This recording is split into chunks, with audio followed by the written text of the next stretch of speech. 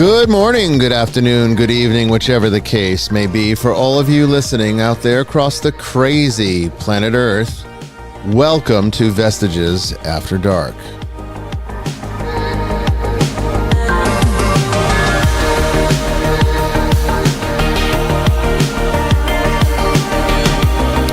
And I am your host, Bishop Brian Willett, coming to you live from the deep woods of western Georgia on this March 25th, 2025.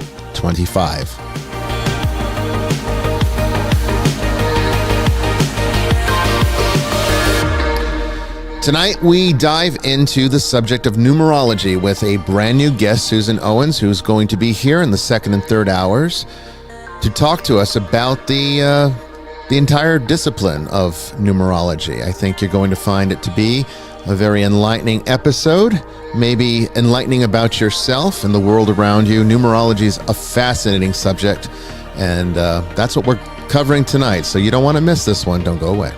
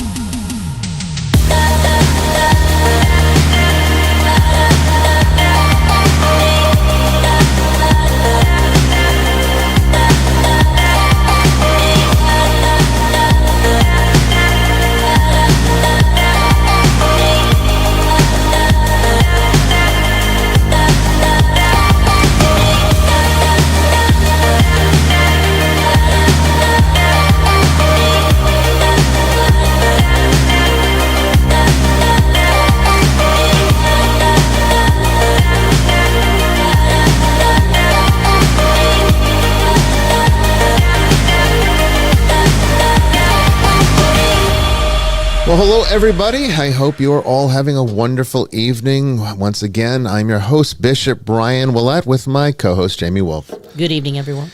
And we're going to be talking about numerology here tonight. But first, we're going to see how all of you are doing and give a big shout out to our audience and our moderators, everybody who makes this show possible.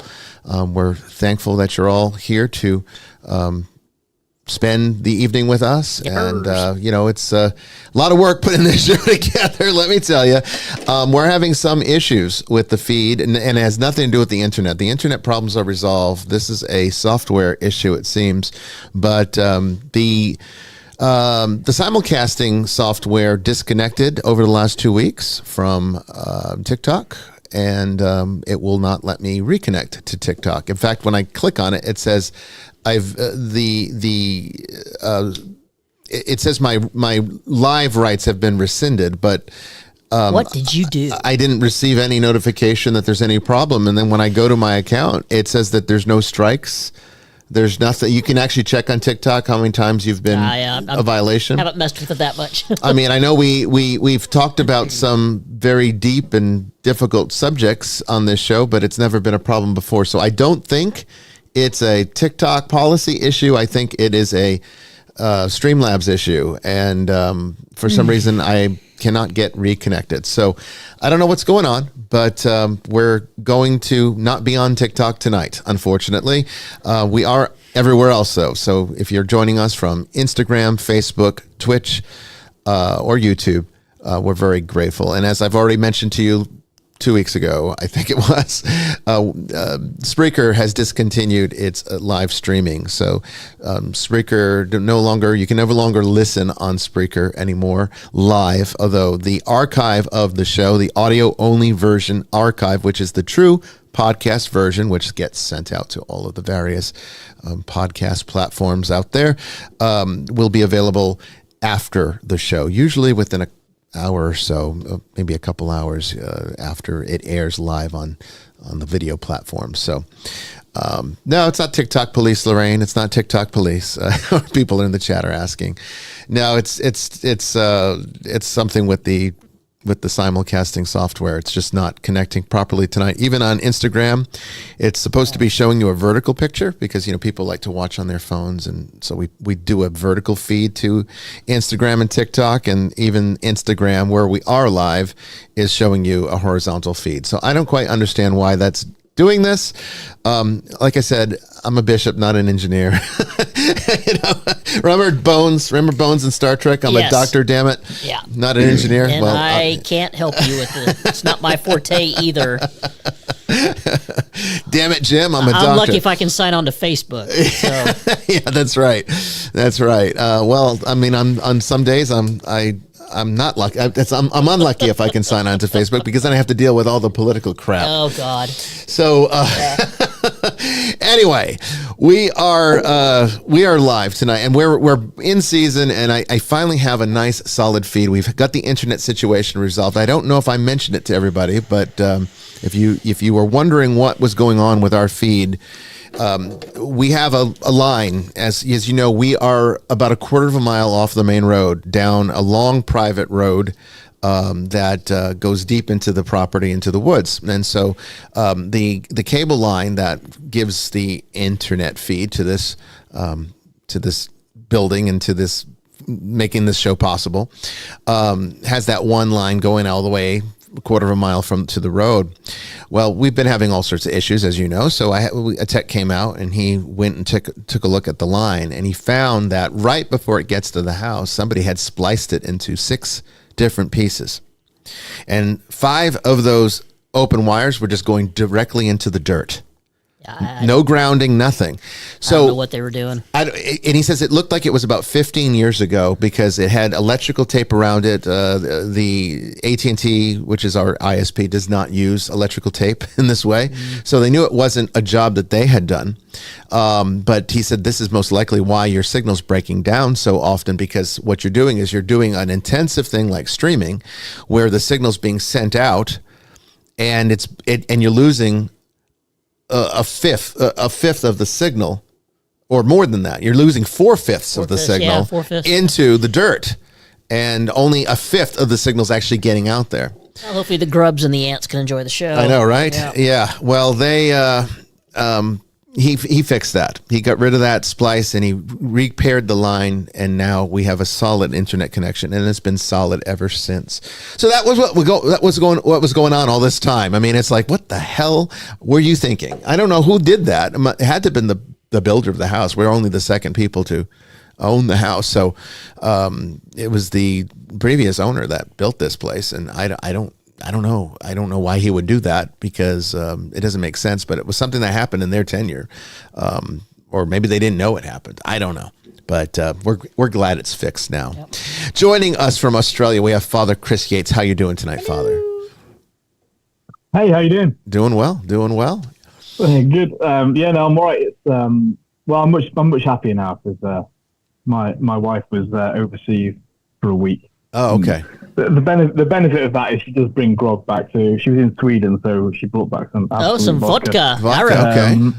Yeah, that's what they make there. So I'm glad to have her back. Picked up last night. So things are looking up. Have a nice little cocktail. I've just been really busy. That's wonderful. That's right. Yeah, indeed. That's wonderful. Now your sound sounds a little bit muffled. I don't know if you've got a new setup going on, but I know. I did the silly thing of updating Zoom just before I dialed in, and I think it's not quite right. So I'll fiddle around in the background. Okay, it's nice to know we're not the only ones. Because it doesn't sound like it's coming out of that microphone, or there's something that it's doing with it, because it's like usually you're muffled. Crystal clear, like you're in the room, and now you sound like you're. Hang on a minute. Wait 1 second. This will be worse. It sounds like you're actually calling in from Australia this time, you know? Is it a cup and a string? Let me see. Does that make it better? Now that is totally different. You were on a different mic, weren't you? Yeah, it's reset as it does with you. It reset all the settings, and so it was using my headset mic. Oh, that would explain it. Yeah, I could tell it wasn't the same microphone. You're crystal clear again. Yeah. That's great to have you back. Okay. good to know that my seductive voice is back at full flow. You gotta watch those Zoom settings. They are really finicky, and it's so easy to get wrong if you don't have, because usually computers will have like 5 or 10 different audio settings that you can choose from, and usually only 1 or 2 of them actually work. So I don't know what the whole deal is with that, but it sounds so much better now. Also joining us from Tennessee, we have Brandon Milam. How you doing, Brandon? I'm doing pretty good, and I hope my audio's fine. I don't think Zoom updated. Like I said, You I don't sound think it great as did. always. Yeah, You don't know. touch anything, Brandon. Okay. Be like the rest of us. But I'm good. telling you, I'm good. it's been treacherous over here. The gremlins are working overtime. They really are. But we're here now, and the line's not spliced anymore, so we should be good. I am still prioritizing the bandwidth just to be on the safe side, though. It can't hurt to do that. All right, It's probably what happened there is I don't know what age the person that built the house was, but that's like that's like a 20th century solution to a 21st century problem. he was Like, about my age, I think. Splice and tape. And, But it's not something I would do. putting tape over an internet inline is not going to do it. No, and then you know? leaving 5 of the open wires just in the dirt, just not a smart thing. Extraordinary. I would really like to think it wasn't the previous owners, but somebody that was doing work for them and Probably a maintenance person Yeah. screwed something up and tried to hide it. That's what it sounds like to me. Didn't want to get in trouble, didn't want to lose their job or something. Who knows? But okay, so let's go ahead and jump right in here with questions from the ether. Brandon, what do you have for us tonight? All right. So the first question, in general terms, if Satan of Christianity originates within the Jewish concept of Yetzer Hara, is there a figure that originates within Yetzer HaTov? No. Okay, so let's explain this to people that might not know what these terms mean or have never heard these terms before. We've talked about them a few times on this show before, but if you're not a regular listener, you might be a little lost with that question. So Yetzer Hara, okay, is the Jewish concept of the proclivity of human nature to do the wrong thing. All right, to be self-interested, to be selfish, to be self-motivated, and to make decisions that will harm other people, even indirectly, if it benefits oneself. And this was represented in Scripture, in the Hebrew Scriptures, which is the Christian Old Testament, as Yetzer, as the snake in the Garden of Eden. Okay, now of course over time that became attributed with the devil. But that was never an association that the Jewish people made. That's something that came about in the Christian era, and Yetzer Hara is still very much the dynamic that I think we work with today. I think that's the purest telling of the story, as I've mentioned before. So when we talk about the story of Adam and Eve, which is, of course, a metaphor. It's not a history. These are not real people that existed. I know, right? That's not how most of us were taught. Right, I know. They are representative of some kind of divine spiritual reality that is largely ineffable, and this is a way of the human mind comprehending it. And so it's trying to, of course, as all religions try, some do better than others, to explain the nature of evil or the existence of evil. Why is there evil? Why should there be evil? When we have obviously a concept or a motivation for good, then why does evil seem to dominate instead? And we're not just talking about like bad behavior here. We're also talking about negative consequences, like death, for example, even natural things. Pain and suffering. These are inevitables, inevitabilities rather, in our existence. Why does that dominate our existence and ultimately wins in the end? So Yetzer Hara sort of gets all wrapped up in that. And of course, we have the story of the fall. Adam and Eve. They eat the forbidden fruit, and this leads to bringing death into the world. Of course, this is again a metaphor. So Yetzer Hara is the name that the Jewish people have given, or the Jewish scholarship, Jewish rabbis have given to that principle that is personified in the book of Genesis as the snake that tempts Eve. And then, of course, Eve convinces Adam it's a good idea, and then they both partake, and human nature falls, all right? And death results. You also have, though, in Jewish theology, Yetzer Hatov, okay? And that's the inclination to do right, or sort of an instinct that some of us have, at least, I think most of us have, to do good things. Because it's not just like people being self-interested. We all are kind of a combination of both, right? You know, sometimes we make selfish decisions. Sometimes we're very generous. You know, there are people that are more one than the other out there. But there is no personification for Yetzer Hatov, because ultimately all inspiration to do good is, of course, part of the original divine nature. And so from the Jewish theological point of view, that's the natural condition. It doesn't need to be personified. We're the personification of everything good. We defile ourselves when we become self-interested, and that's falling short of the mark, which we call sin. Okay, in Christian theology. In other words, we should never seek affirmation for doing the right thing. Right. You know, just do it. That's supposed to be the normal thing. Yeah. Just do it. I mean, that's the Chris Rock joke, right? You know, oh, I take care of my kids. That's what you're supposed to do. Right. That's right. Yeah, that's right. Yeah. So, yeah, they wouldn't have personified it because we are, in our purest form, the personification of everything good. I mean, that's what it means in Genesis when God creates things. And then, of course, what does it say? And God said it, you know, found it to be good.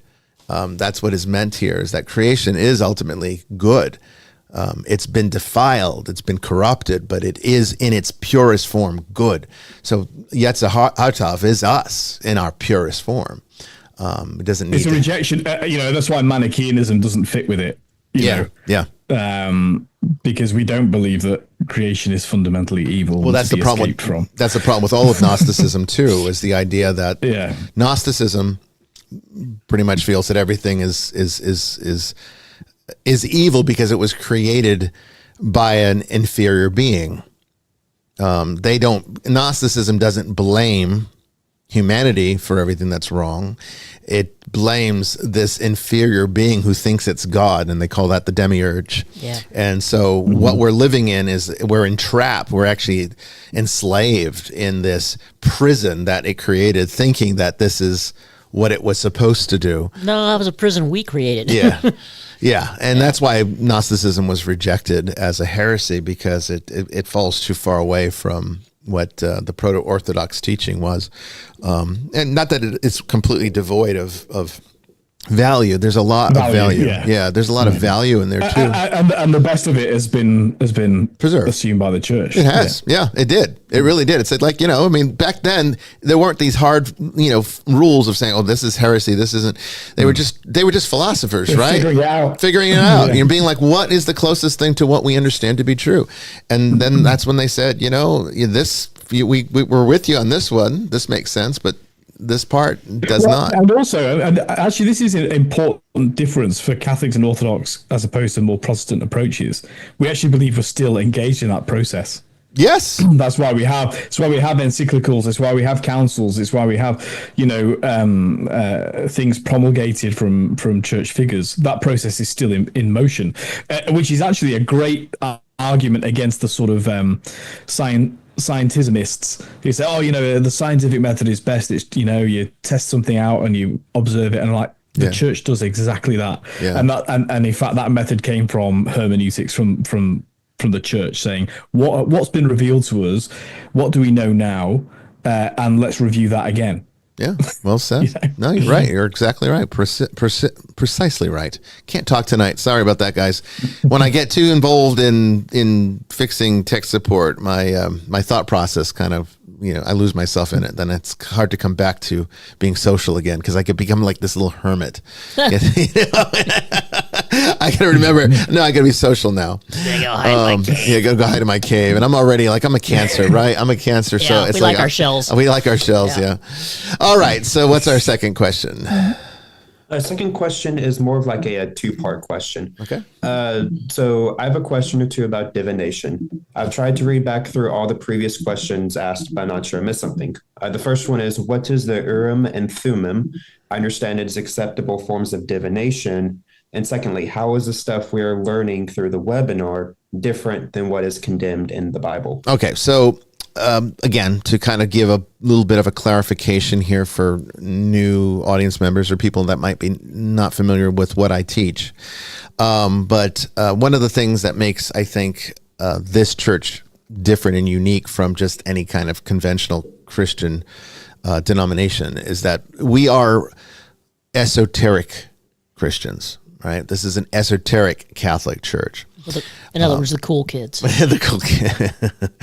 So what that pretty much means is that where a lot of conventional establishments will just outright reject as dangerous any kind of material that it finds to be in contradiction to their own personal interpretations of Scripture, we do not make those kinds of judgments. In other words, we find that all philosophy is of value, all knowledge is useful, and we embrace it. Not necessarily consider it authoritative in any way, but we embrace it as a study that is worthy to be known.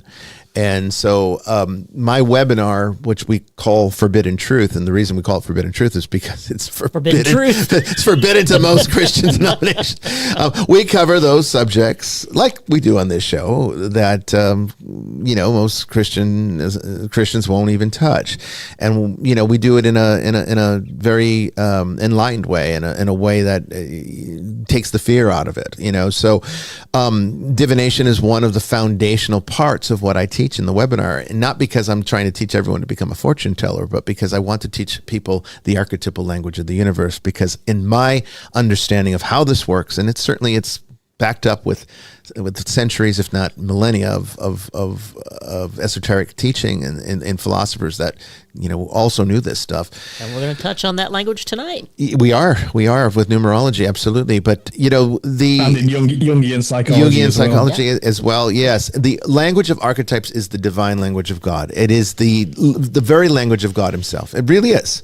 This is how the universe.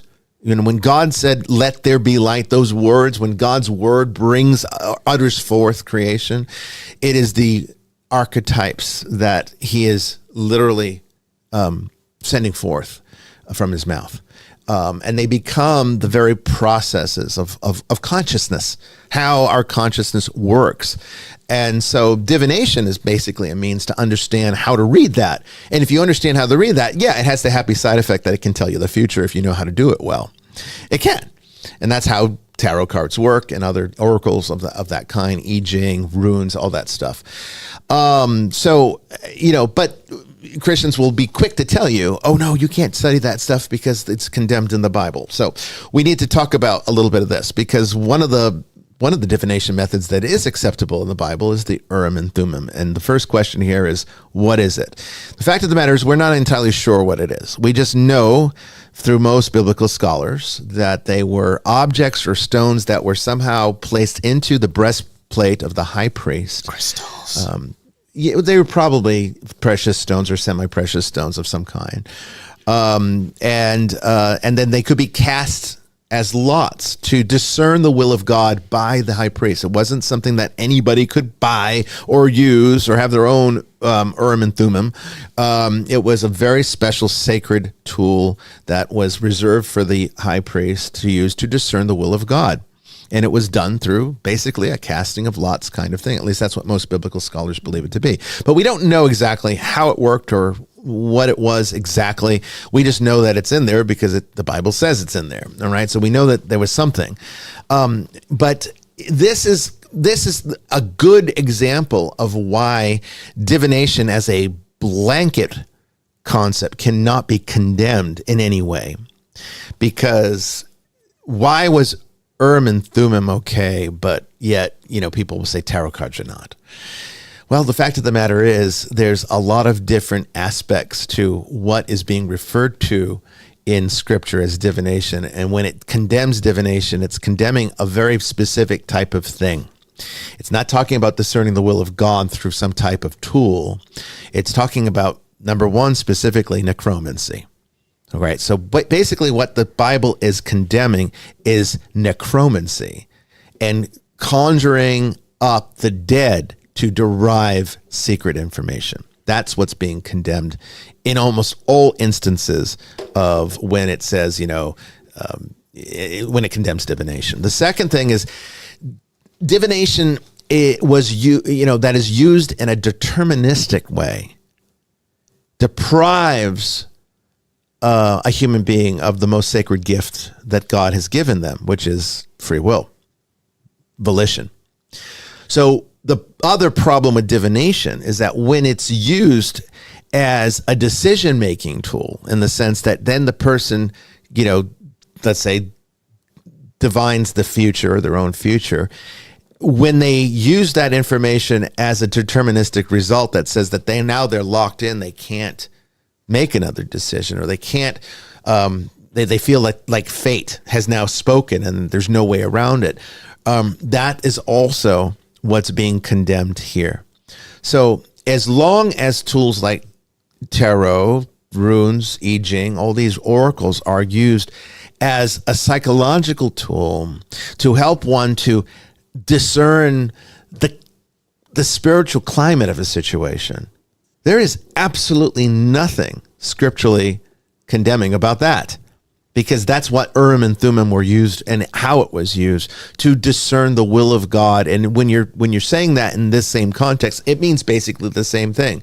What you're trying to what the tarot does, what the I Ching does, is it divines the quality of time. And what you're trying to do as a user of these tools is to discern the quality of time. Are the archetypes that are active in this present moment conducive to the type of result that I am seeking? If I'm wanting to take out of an act of my own volition a certain direction, is this direction favorable or is it unfavorable? And if it's unfavorable, why? And then you can make decisions to work with that energy however you decide to do so. But if you use it as like, oh, the tarot told me I can't do this, so I can't do this now. Oh, I don't know if this girl that is somebody I should date, or if maybe she's going to be your wife one day. But then the tarot told you that no, you shouldn't marry her, so then you don't. Now you're taking your own free will away, yep, and ascribing it to some inanimate object, and that damages our relationship to God. Okay, so that's not how the Urim and Thummim were used. It was used with the will of God, not against it. So we can do the same thing with tarot or runes. Although I would say, as a caveat, that they should not be just done by anyone. I don't think it's a good idea for people to just go down to their local Barnes and Noble or whatever bookstore you might have and pick up a deck of tarot cards or order them on Amazon and just start playing around with them. I don't think that that's responsible either. I think it's a serious study. I think if you're willing to commit to that serious study, then a lot of good can come from it as long as you know how to apply it correctly.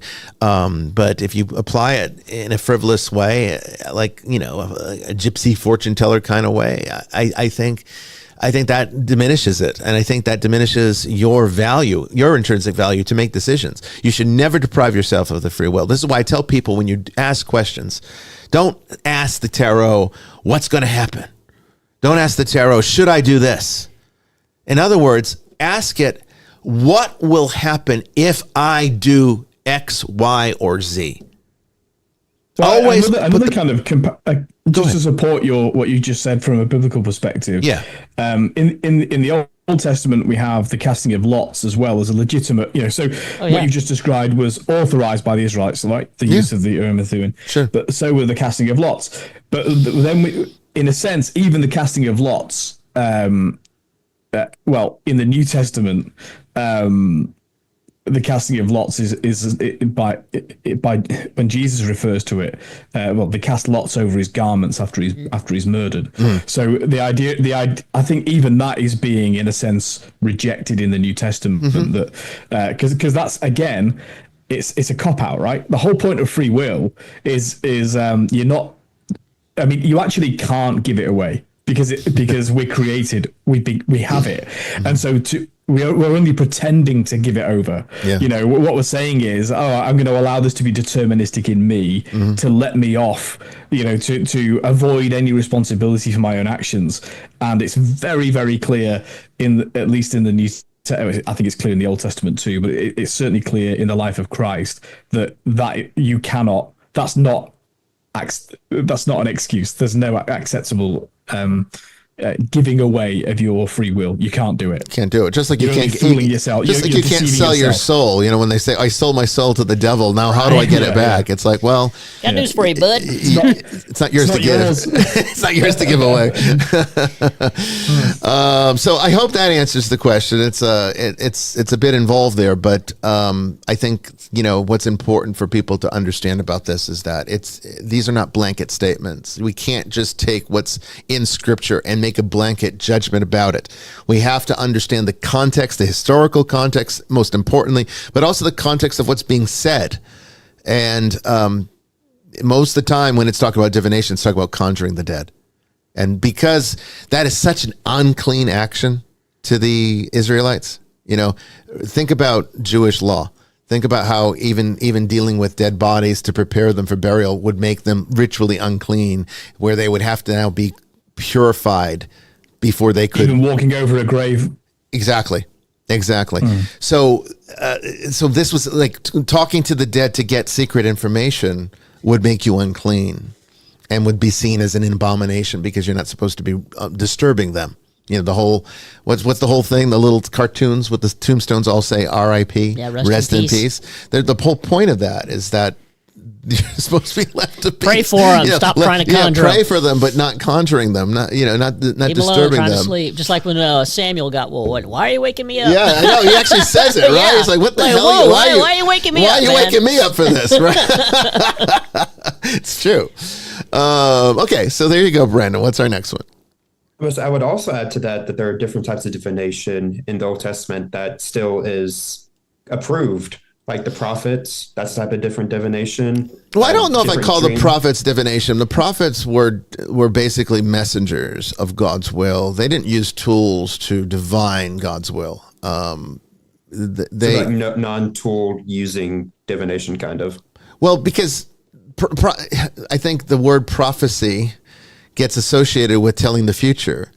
And there's more about dreams and visions. Yes, which is I mean that's not. I mean, it depends how you look at it, but it's not an object, right? I mean, but I think most Jews and Christians would say the fact that those dreams and visions either came true or that they were of worthwhile use for humanity for thousands of years is a signal that they came from God, and so that's a very different thing from you know, trying to divine your future. Well, and prophecy is a very different thing from trying to discern the future, because prophecy is not telling the future. Prophecy is telling the will of God, which sometimes includes future information. But it's not about telling the future. It's about relaying or you know, basically being able to relay to a people what the will of God is about a particular situation. And ultimately, there are no prophets anymore. John the Baptist was the last one that was ever needed. He was the forerunner to Christ. After Christ, there's no need for this, because now we have a direct relationship with God. So we don't need prophets anymore, which is why we don't have any more. Although we have Christians that claim, you know, there's churches where they have people calling themselves prophets. I understand. We got a client who thinks she's a prophetess. Yeah, and see, that's that would be, now you're getting into the kind of condemnation territory when you start using that terminology. It's not appropriate. If you think you're speaking for God, now I know as a priest, people might say, "Well, don't you say that all the time?" Like, well, not really. You know, I always it's incumbent on the clergy to make a clear distinction between, you know, my views on politics or blah whatever, from you know, authoritative teaching that is not from me, that is from God, that I merely receive and pass on. Right. Yeah. Which is St. Paul, you know, in Corinthians, for I passed on to you what I received on the night he was betrayed, and then the Last Supper's, you know. So I think any Christian leader, or even whatever religious leader, who blurs that line too much is somebody to be avoided. Well, when they start talking about how, like, they've received a vision that the world's going to end or something, or Jesus is coming back, it's usually these days people claiming to be able to tell you when the end times is. Which is directly against the scriptures. It's directly forbidden in the scriptures. It really is. It very much is. But it's like, I mean, even when I discerned my vocation to priesthood, when I had my first inspiration to become a priest, that was prophecy. That is a type of prophecy, in the sense that it was God relaying a message to me to accomplish his will. The future part of that was that I would one day be ordained into the priesthood. But,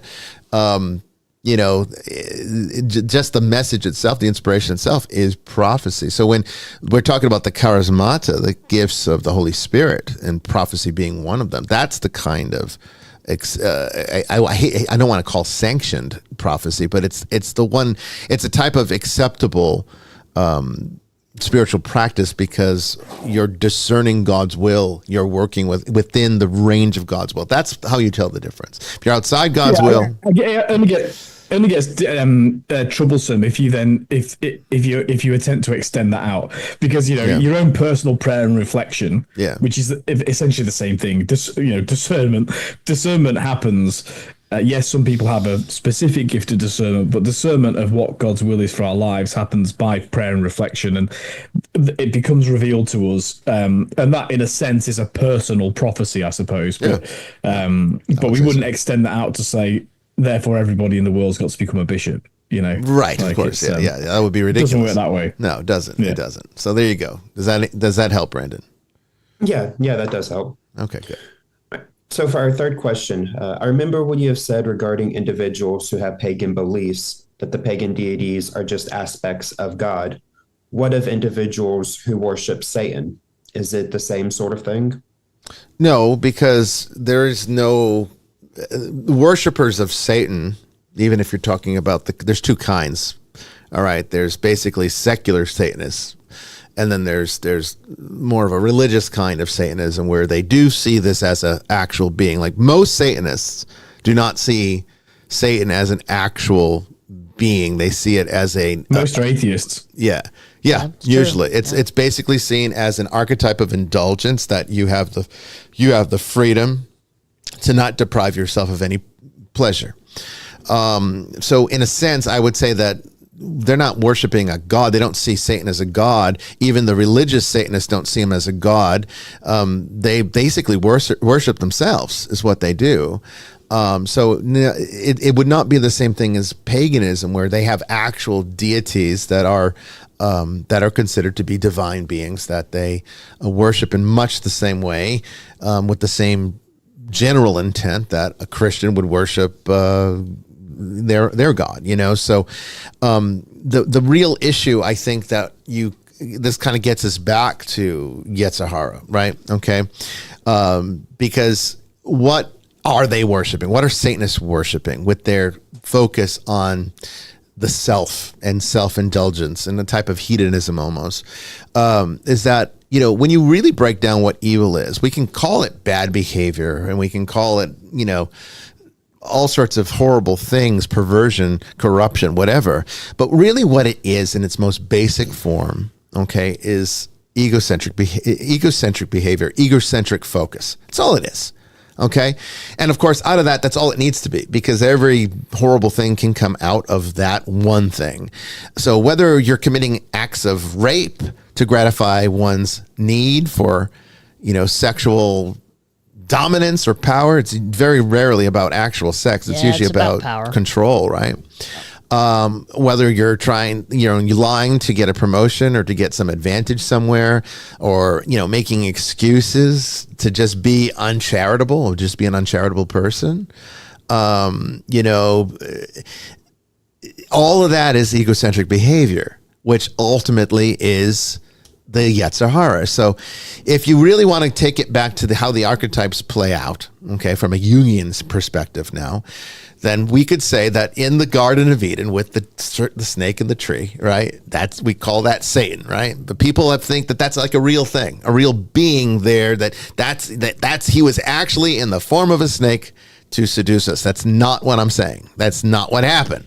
Okay, Satan is the Yetzer Hara. Satan is literally the proclivity to be egocentric, to be self-interested, and for self-worship. For self-worship, yes. Then Yetzer Hara. Because Satanism, in that secular sense, it does go further, because loads of people are egocentric in the world. I mean, myself included. But, from time to time, we have extremes. Well, we all have Yetzer Hara. That's why. Yeah, we're all human beings. We're all flawed. Yeah. But I think the distinctive thing about, the kind of Church of Satan, which is, a secular institution. Well, they celebrate it.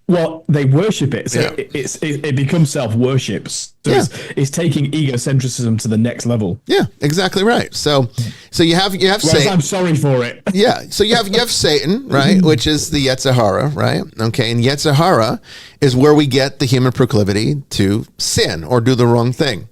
The human proclivity to sin produces what we call in Christian theology the fallen nature. Fallen nature is what created the original sin, right? Or you could say they kind of happened or spawned together. Original sin and fallen nature kind of happened at the same time. Original sin is humanity's free volitional choice to make decisions that violate the will of God. So every time that you do something that's less than what God would want you to do or would inspire you to do, you're kind of participating in original sin in the same way that, Adam and Eve does in that story. And then making decisions that violate the will of God creates a negation or absence of all that is good, which is why it's problematic. It's not that God's got this big ego and he's like, you got to do what I say.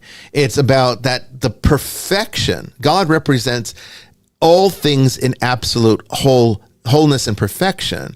And when we put our own volition above that perfection, well, that's when we don't do things perfectly, and then that creates a negation or absence of the good, which is how most theologians define evil anyway, by the way. It's the negation. They would actually argue, most theologians would argue that evil is not an existing thing. Evil is merely the absence of good. Absence of goodness. Yeah. So the negation or absence of good, what is that? Well, theologically, we call that Satan. So it comes full circle. Okay, so this is how we get back to this. And then we put a face on it, we personify it, give him a pitchfork and horns and a tail, and now you got a monster. But the monster is in you. The monster is your decision to be less than perfect. All right. And what I think this tells us is that perfection is attainable. It actually is. It's just we will inevitably choose not to maintain a path towards perfection. We will fall short. And sometimes it's not entirely our fault.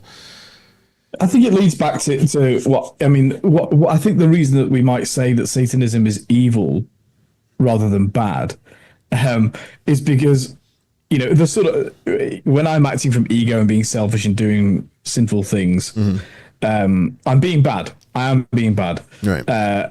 Lazy, slack, whatever it may be, disobedient. But I'm not being evil. Because being evil is to seek to destroy goodness. Because by that definition, if evil is essentially the absence of goodness, then seeking to remove goodness from the world, from a person, from yourself. Yeah. And we always forget that we defile ourselves first. But that is acting towards evil, and that's why Satanism is evil as opposed to bad. Because there's a deliberate attempt to destroy that which we know to actually be true and perfect. But at least even if you have not reached that recognition of Christ, most people would say it is good. Yeah. Even what I mean is even atheists who are of good conscience would say that those teachings are a good way to lead your life. And so that's why Satanism is evil.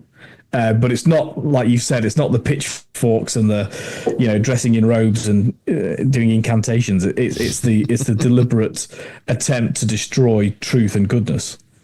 Yes, you're right. And if they're involved in that, and that's the part that, well, I think some of them are, certainly they do. My experience. I think that's what lifts it to that next level is that they actually have decided to commit to something which by its very design is set out to undermine the Christian gospel. Right. Like I've seen some. I mean, I've known a lot of Satanists, right? And they used to troll me on Twitter when I was on Twitter. That's some pretty good exchanges too. We did, and it's like, and they're mostly respectful. Half of them were pretty good. Yeah, it was only the Church of Satan that was. Yeah. They were really they were assholes. Talk about I will be completely folks. honest. They were assholes. Yeah. Well. But most of the Satan, in fact, I think they calmed down after a bunch of them told them to stop, because we did have some. I probably still do have some Satanist followers who respect me. They do. And I don't really have a problem with them. I don't, I agree philosophically, intrinsically with what, their worldview is? No, of course not. But I don't have to. We don't have to accept a person's worldview to get along with them or to even have respect for them. I think that's something we've lost in this world today. We've forgotten how to do that. To love them, actually. Well, I mean, we're all going through the human As experience. Christians, we have an added burden. Yeah. Love your enemy. Right. Yeah. They don't have that one. So, and so that was true charity. The fact that they were showing me such respect and concern was actually true charity, since they didn't have any mandate to do so. It was probably more genuine than what I get. God. Yeah, I know, right? Winning hearts and minds, I'm telling you. But no, the Church of Satan, they were pretty, they just came to cause, to troll. And, I mean, that was just very childish in my opinion. But, so. And boring. Yeah, very boring. But no, I don't, to answer the question ultimately, no, they don't see, no Satanist sees the devil or Satan as God, as a God, or they don't. The worship is either you're in the camp where you're atheist and yet you just use the archetype of Satan as a symbol of self-indulgence, or you're a spiritual Satanist where you see him as the fallen angel and you like his rebellion and you want to be part of it. But there's really there's nowhere where it says that, oh no, Satan was really the actual God. Oh. No one says that. No. Not even in Satanism. Pagans do indeed see the gods as the gods. They're the ones that made all this happen. Satanists have never said that Satan made all this happen. They don't see him as a creator at all. They see him as a destroyer, and they're happy with that. So there's your answer. We probably got time for one more if you got one, Brandon. I don't know if you do. Sure you can pull one out there. I always have questions, just not quite. Let me see where. Right here. So does a rosary need to be blessed? I mean, it should be. It doesn't need to be. I mean, because you can do the prayer without a rosary. In fact, if you want to keep track of them on your hands, I mean, you can use your fingers. It's 10 beads, so you get 10 fingers. You can do them. I mean, there are many times where blessed by use.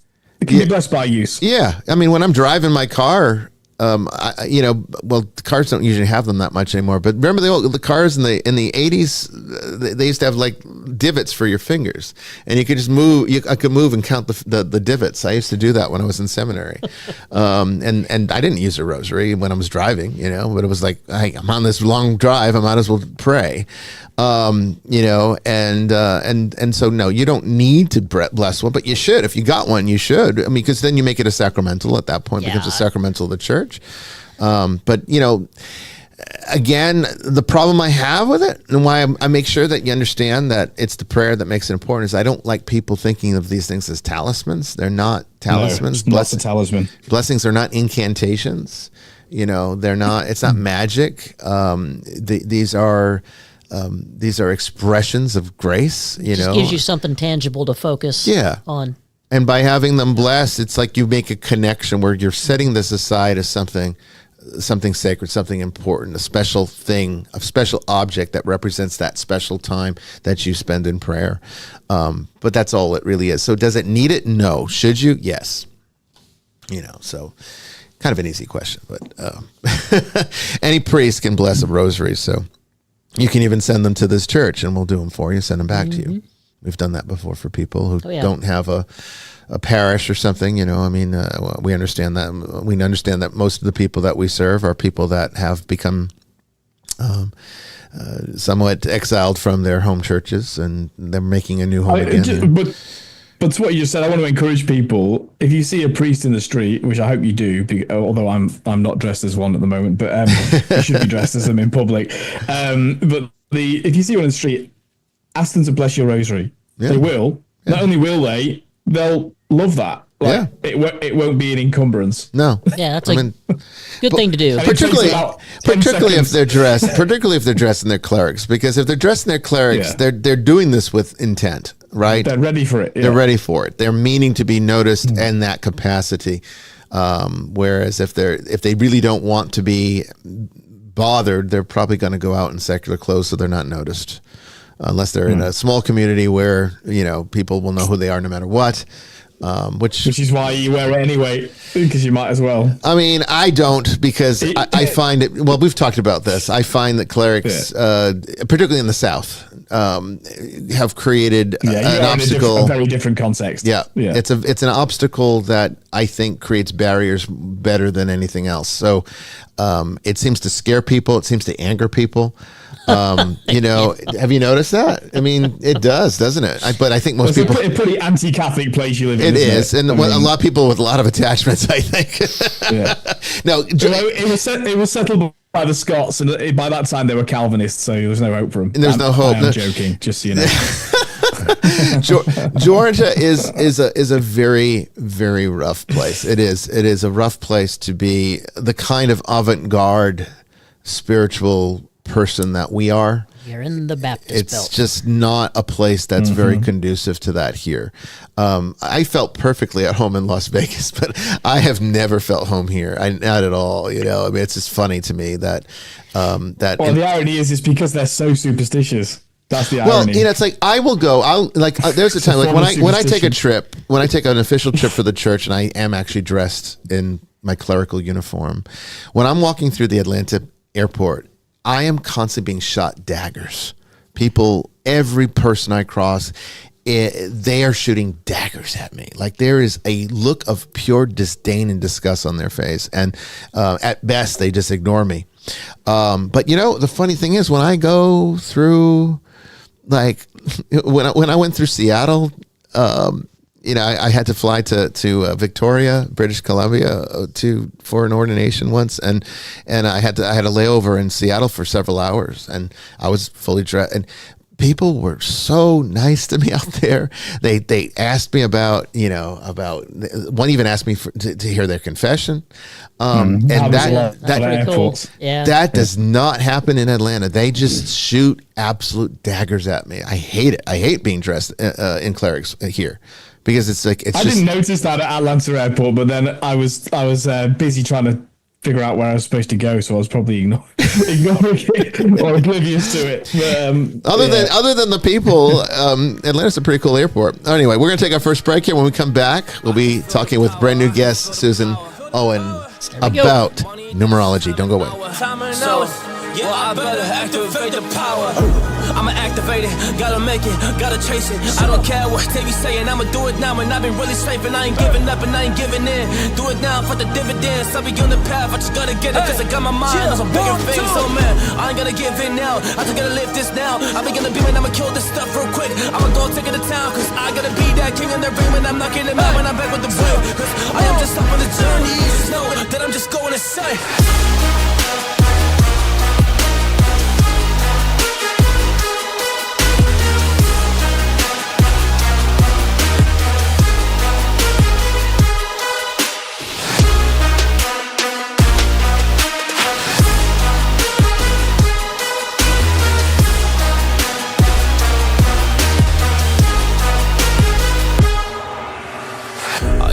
So there's some things that I might see, and when I do, I could never get no sleep.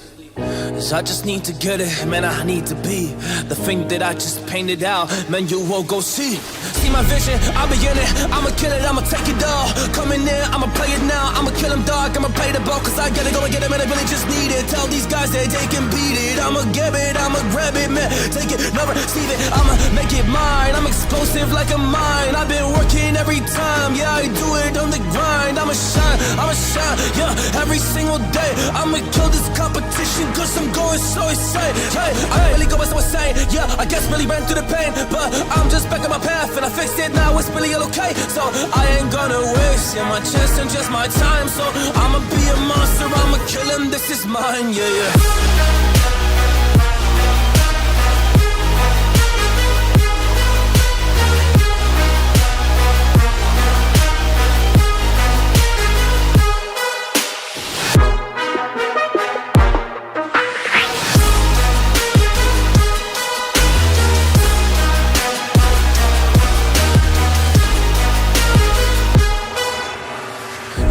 Ready the fire, I got a million desires that I just need to go achieve, I just need to acquire. So I've been climbing up this ladder, yes I'm going up higher. I need to do it till the day that I might retire. In the pulsing heart of night, the strobe cuts through darkness. It's not just light, it's a beacon. The strobe becomes our guide. Our shadows dancing with strangers, our bodies merging. Each flash a story, a memory, a fragment of time where everything seems possible. A spark ignited, a rhythm found. The strobe, more than light, is a symbol of connection, a dance that unites. Here, in the heartbeat of the strobe, we are alive. We are infinite. We are one.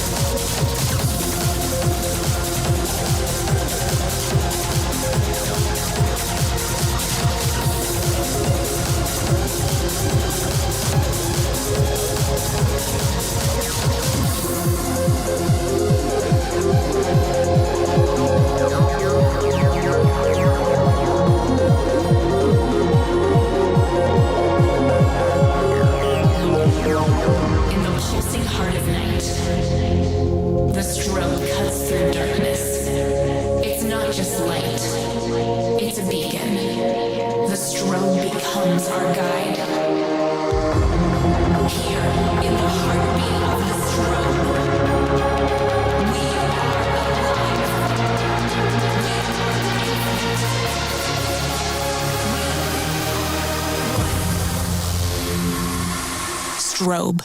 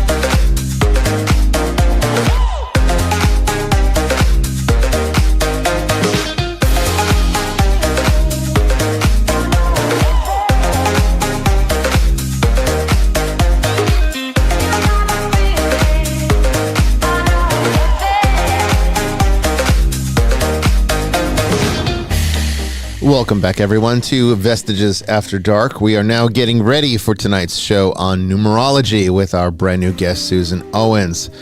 I can't wait for this one. This is a great subject. It's one of my favorites of the metaphysical genre. And tonight we got a good one for you. I think you're going to like it. Don't go anywhere.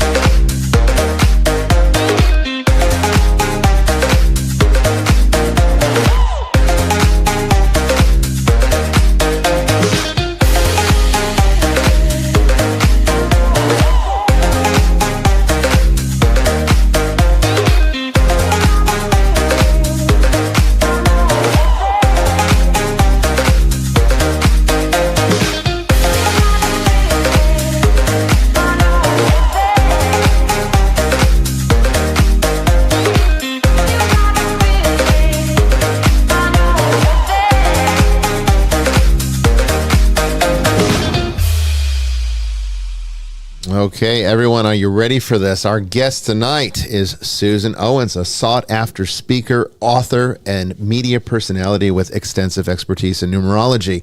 Her deep study of numerological charts and readings led her to write Wisdom of Numerology, an award-winning guide that helps individuals use the principles of numerology to create fulfilling and rewarding lives. Suzan shares the synchronicity, guidance, and transformative growth that numerology offers through interviews, articles, workshops, online classes, and speaking engagements. With a passion for making numerology practical and accessible, Suzan empowers people to harness the deeper meaning behind numbers and apply their insights to everyday life. Let us welcome to the show, Suzan Owens. How you doing tonight, Suzan?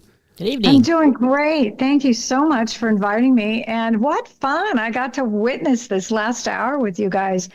Brilliant. Just loved it. Oh, great. Thanks for joining in. Thank you for staying for it. And a lot of guests don't choose to stay for the first hour, but we're glad you did. You know, we never know what I'm going to get. Brandon's the one that digs these questions out, and we just have to kind of wing it after that.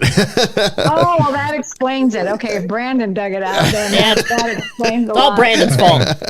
Yeah.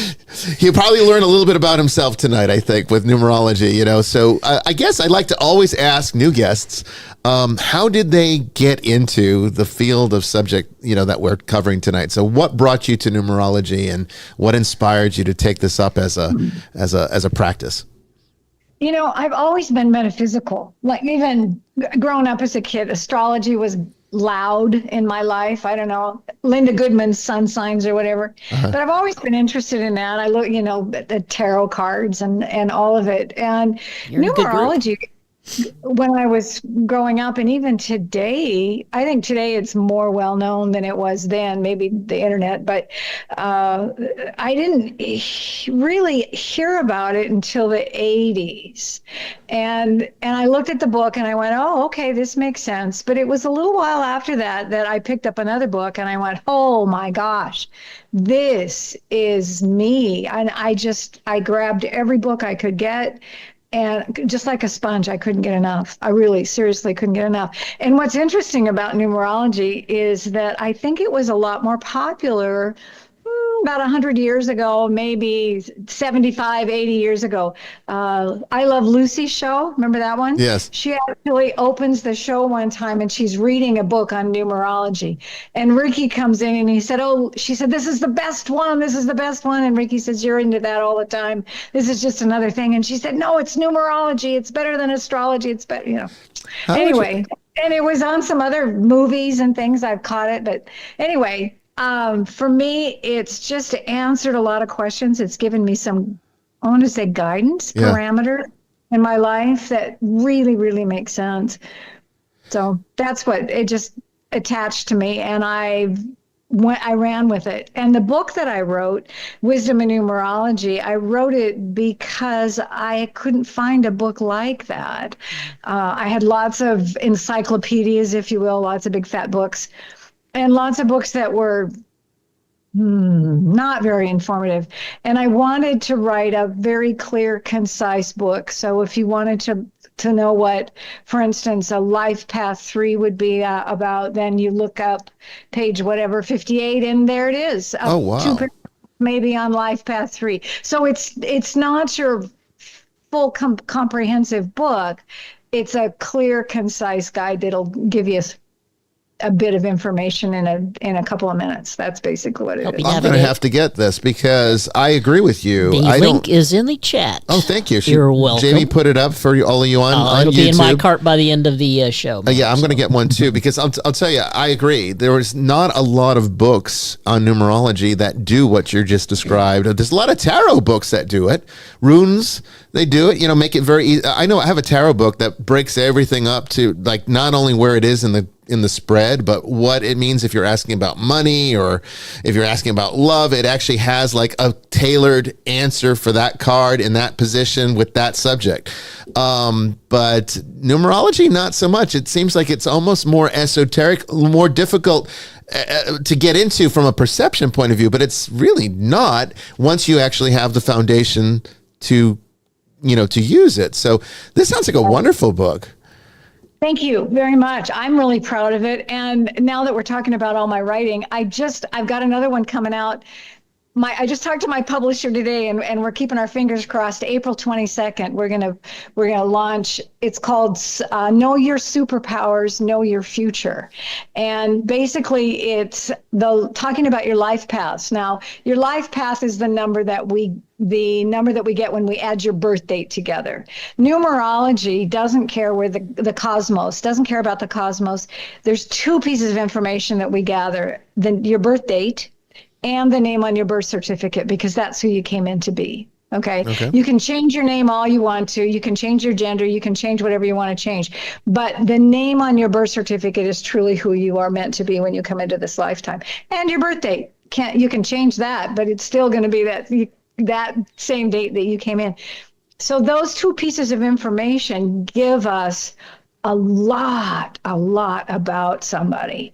And I did do a birth date. I believe it's Brandon's birth date. Okay. So I can tell Brandon a whole lot about himself tonight if he's interested. Brandon, do you want to be the guinea pig tonight? I think you probably do, don't you?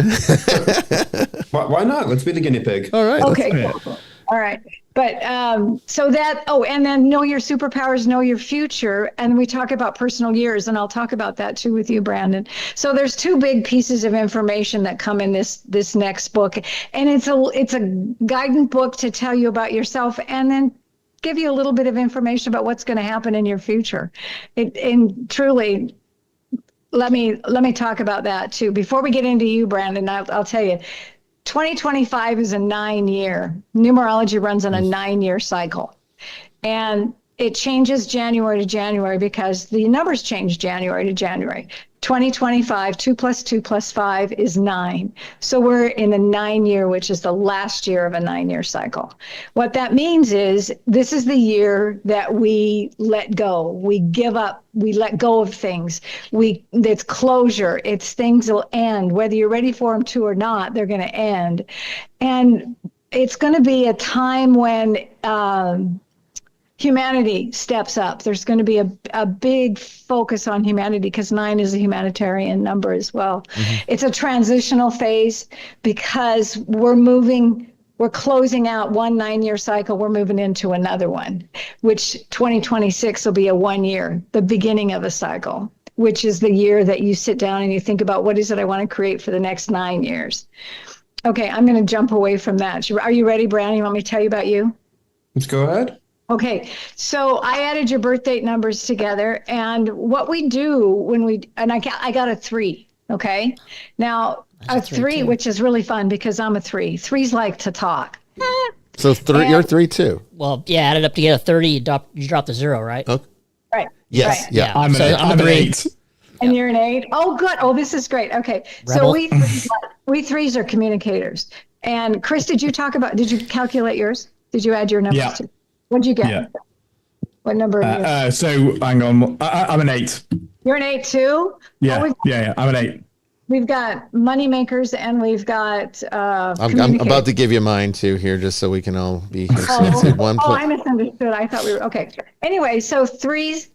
So Brandon, you and I are 3. So threes are all about creativity. They're the artists, the writers, the singers, the dancers, the actors. It's a creative number.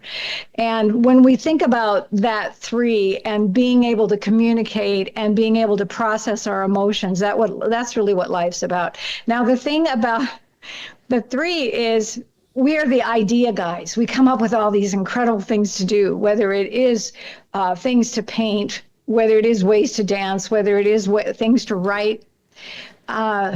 Sometimes we get overloaded, meaning that we have all these ideas and then we can get scattered because, we can do this and we can do this and we can do this. Now, does that fit you, Brandon? Do you sometimes get scattered with all these ideas going on?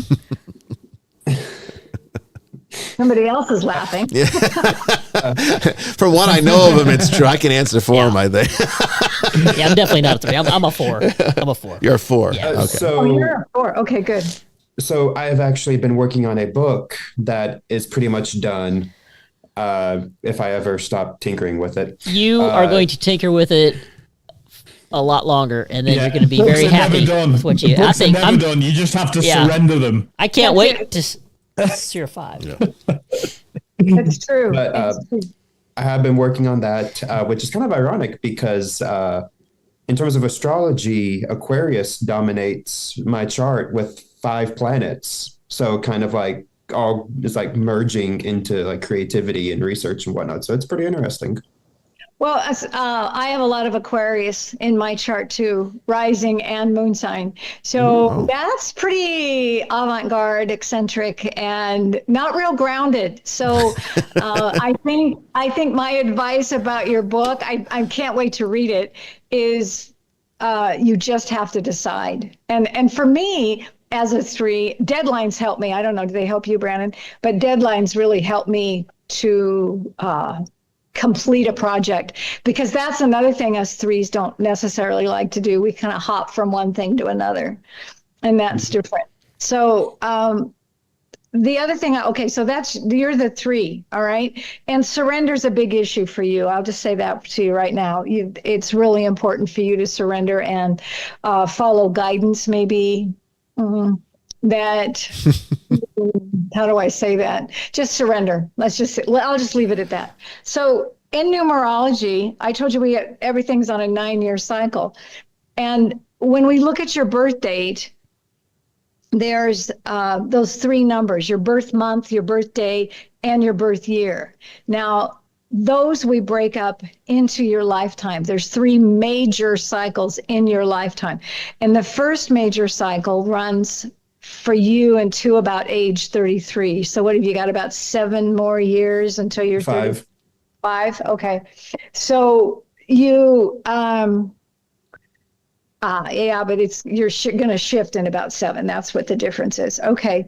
So growing up, January is a 1, right? Because January is a 1 month. So having that 1 as your formative years, we call them, that first segment of your lifetime, first third, it's all about independence and leadership and learning truly who you are as a human being and stepping up and being a leader.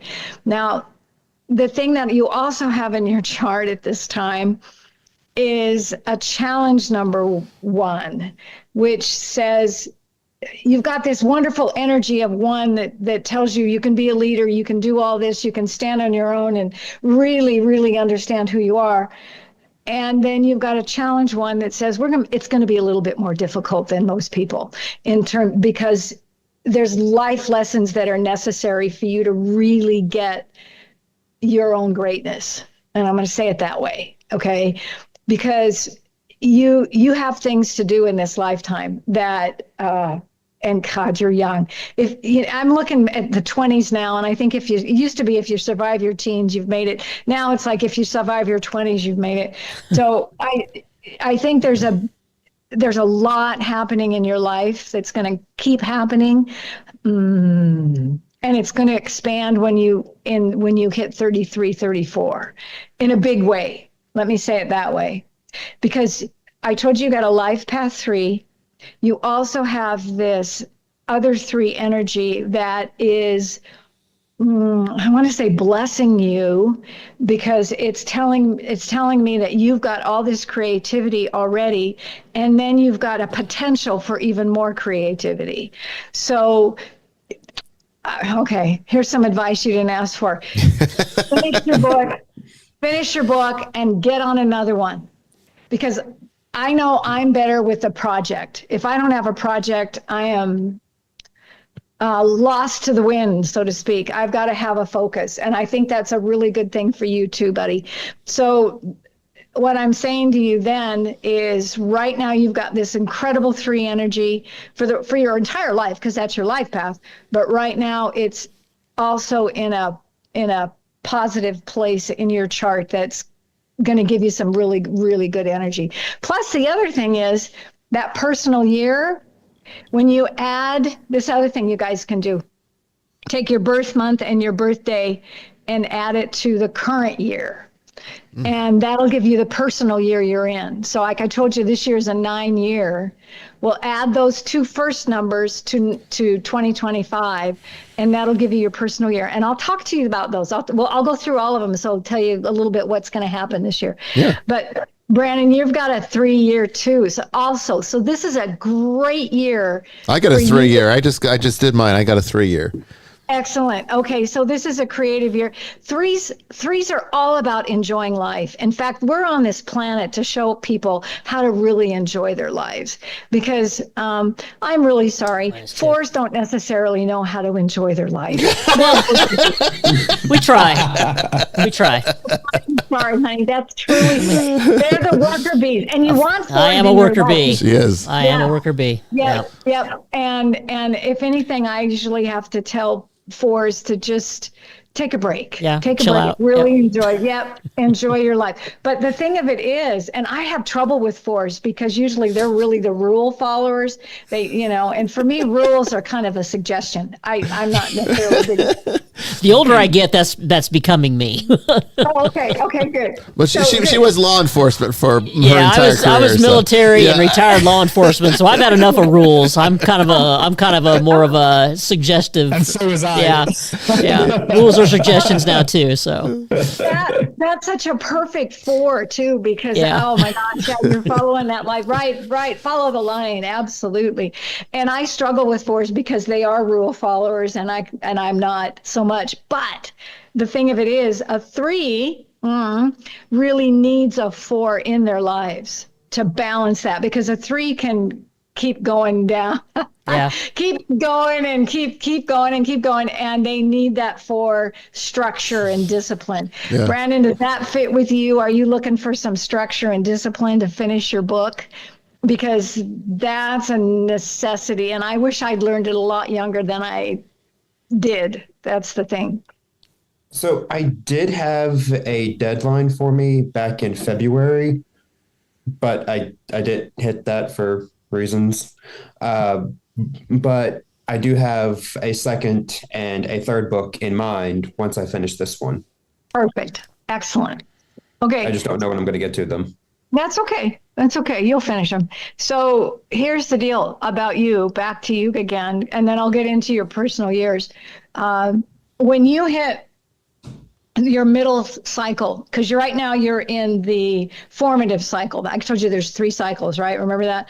And your 1 is that your January is your 1 formative cycle. Then you're going to move in about, like I said, that age 33, 34, you're going to move into your progressive years. That lasts about 30 years. Now, what you've got in that 30 years is the 29, okay? 2 plus 9 is 11. That's a master number. And normally in a show, I don't get into master numbers, but I want to tell you about this because it's really powerful to have it in this placement. That master number is an 11, because 2 + 9 is 11. And what that means is that you're a spiritual messenger. So there's your writing. It's not like you're going to ever be done writing, buddy. You've got lots to write. And I think it would behoove you to, again, complete this project, because the next one's even going to be better. And you're just going to get better and better. There's no question. Because what you have is the ability, and it's in your chart, to absorb information from above. Your connection to spirit, to your guidance is very powerful, and it's going to really expand in your progressive years, which, like I said, 34 to 60, give or take. So you've got the majority of your life to be a gatherer of wisdom and give it to the masses. Okay, does that make sense? And that's pretty cool, dude. Then, yeah, it is. It's very, it's awesome. It's not everybody shows up that way. Yeah. Yeah. And then 1998, that turns out to be a 9. 1 + 9 + 9 + 8 = 9 when you reduce it all down. And what that means for you is that you are going to serve humanity in your senior years. So if writing is your passion, I see your life as an author, a published author, and expanding. And in your wisdom years, that's going to come back around, and I want to say you're going to build on your writing, and you're just going to keep doing it. You're going to keep serving humanity and consciousness in a really positive way. Cool. That's how I see your chart. Now, yeah, I think that's about all I'm going to tell you. So that's a good one. I like that, though. Yeah, we'll leave it there. Got to leave some mystery, right? Yes, room to discover. Okay. All right. So I want to talk about personal years, because it's a big deal. This is in my book. This is your know your future part of the book. So in the 9-year cycle, when we're in a 1 year, did either of you guys come up with a 1 year? No, I ended up with I'm in an 8-year. You're in an 8-year. I'm in a 3, and you're in a what? 3. 3. Okay, so creativity. But all right, so a 1 year, when we start the 1 year cycle, because universally everybody's in a 9-year cycle, because we're all in 2025 together. Right. But and as a 1 year, that's the year that you really sit down and you manifest, you write it down. It's really important to put it in physical form, what you want to manifest in the next 9 years, how you see yourself at the end of this 9-year cycle. And I think people do this. I never used to, but every year we should sit down and say, okay, what do we want to see for this year? What do we want to let go of for the last year? So this is a year of 1 year is the year there's going to be a ton of opportunities. It's going to be a really, really busy year, and not one to be lazy. It's an ambitious year, an achievement-focused year, and it really kind of lays the groundwork for the next 9 years. Okay, in a 2 year, that is a little bit. It's not so intense. In a 2 year, we will, and this will be 2027. It'll give us a little bit of a break in terms of. You're not pushing so hard to manifest. You're really nurturing some of the ideas that you wrote down that you want to create. It's not a year to create, it's a year to collaborate and work with people, because a 2, when you think about a 2, it's all about partnership and working with people, paying attention to details and cooperating, not competition, in a 2 year. Okay, so in a 3 year, like I said, this is the fun, creative year, and it's really good for you, number 4, to be not, to lighten up. And it's the energy. See the thing? Okay. I didn't mean okay. It's overdue. No, I'm joking. Oh, that's so funny. But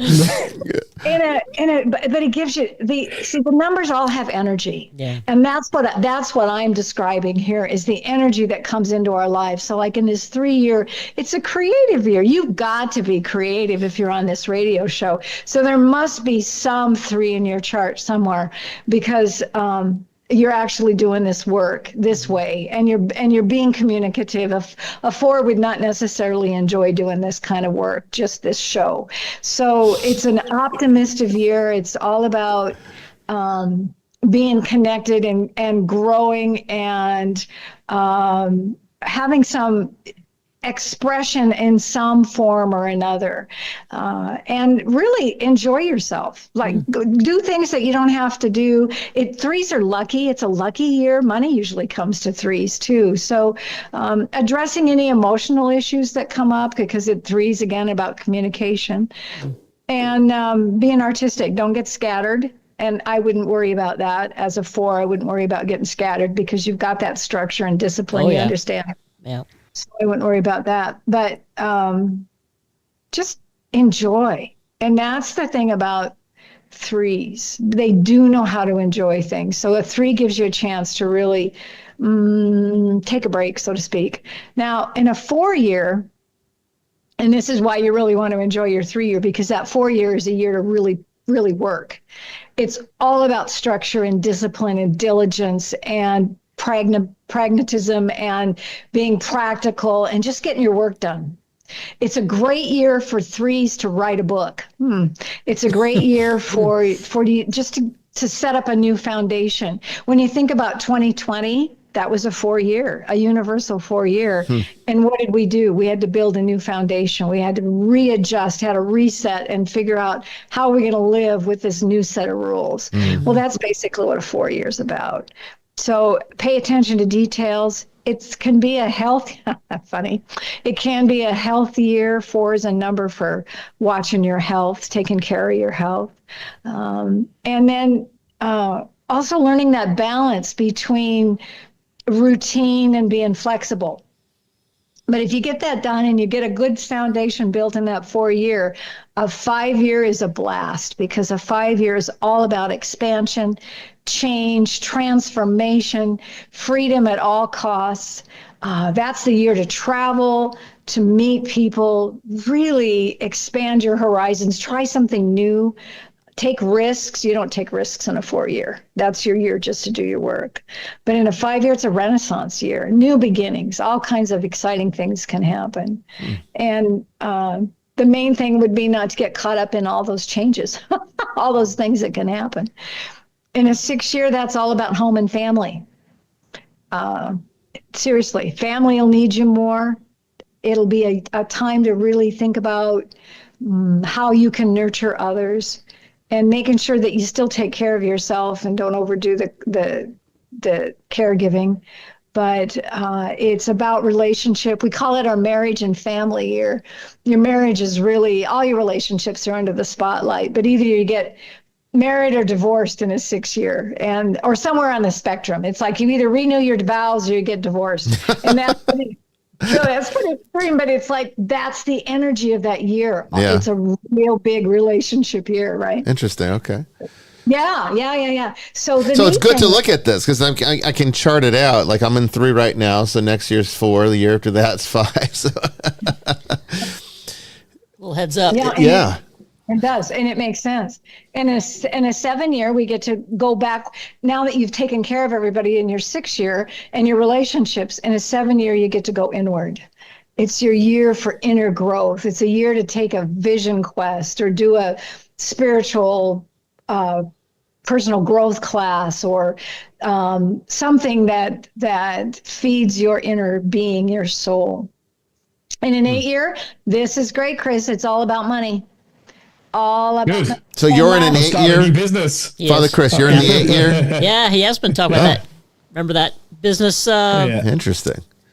I'm an 8 in an 8-year. 8 in an 8. Oh, interesting. Okay. And my name number is 6, by the way. Oh, interesting. Okay, so you're all about home and family.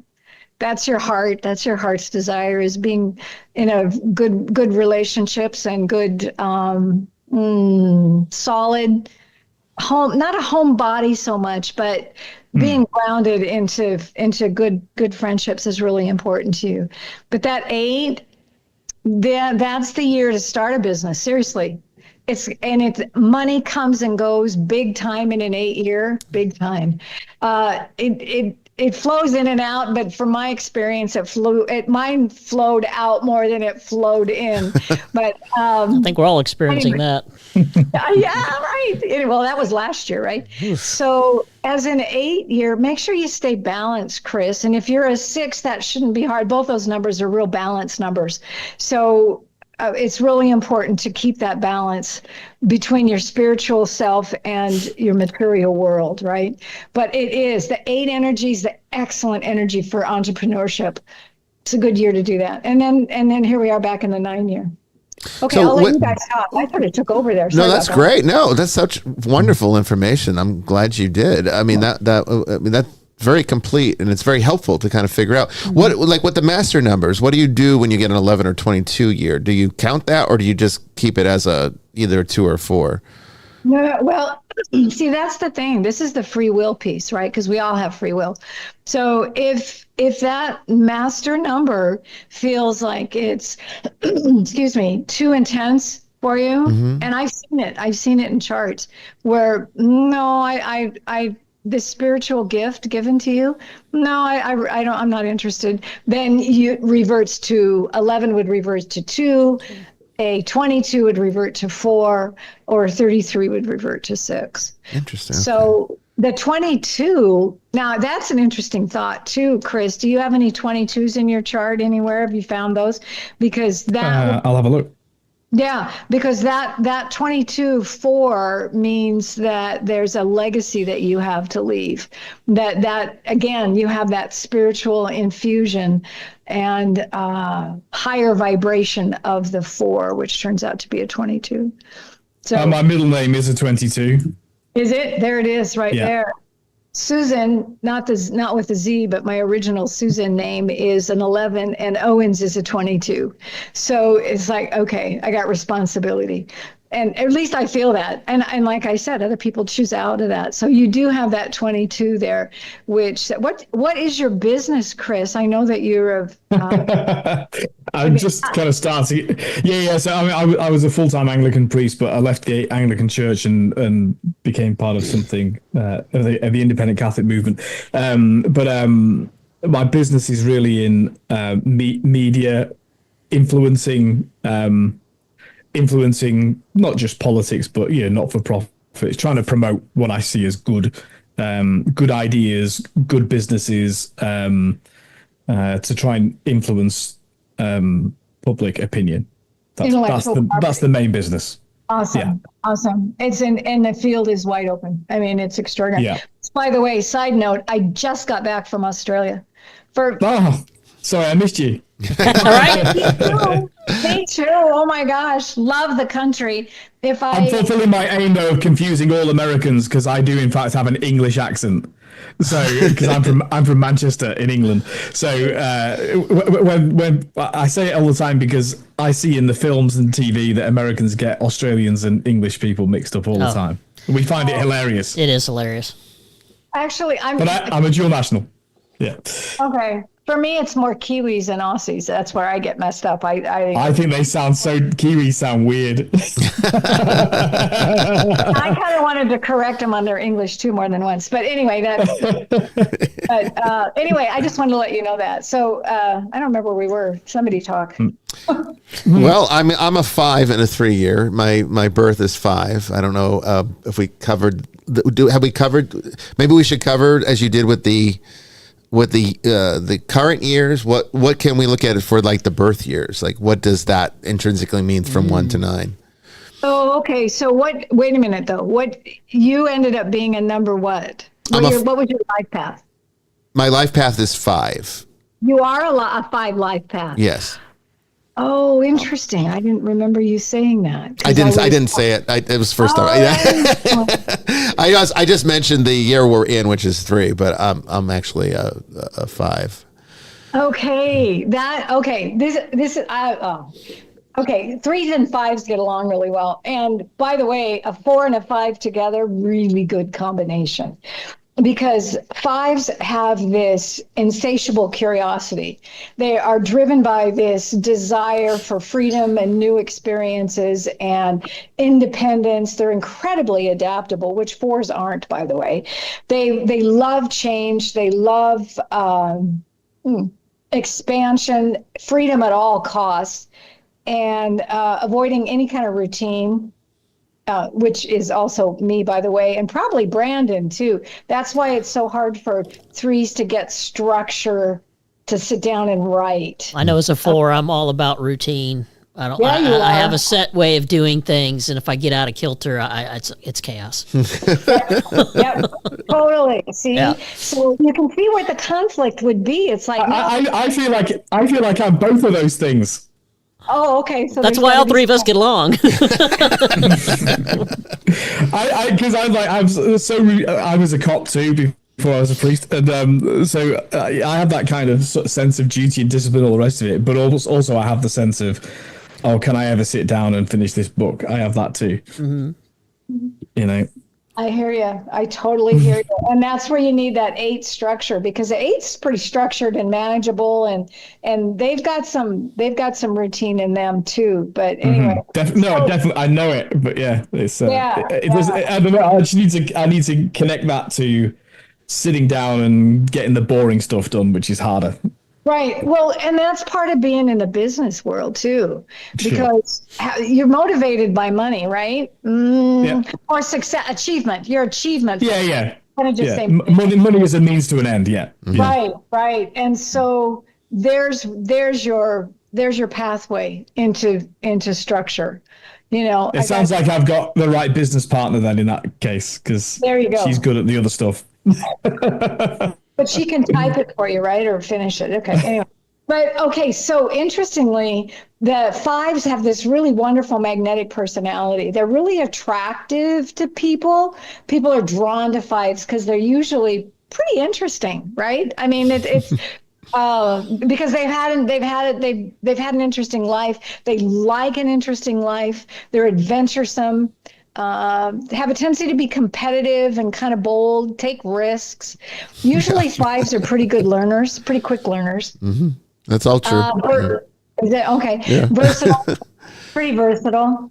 And again, like I said, adaptable, but they're freedom seekers. The other thing about 5s is when you think about the 5 senses, you know, that 5s want to see, touch, taste, hear, smell, all of the world, right? So they really want to experience all the senses. And 5 is the number of the addictive personality too. So that's what I usually tell 5s is, okay, just watch your addictions, whatever they are, whether, you know, food or just change. I mean, you can be addicted to pretty much anything. 5s are also pretty inspirational leaders. They are. And the thing about 5s is they have a tendency not to stick to things. Because again, they've got great ideas and they'll see something new that's bright and shiny and just take off and go for it. So that 5 needs to learn the structure and the discipline too to settle to actually complete something, like the 3. That's also very true. I mean, right down to you said food. Food is definitely one of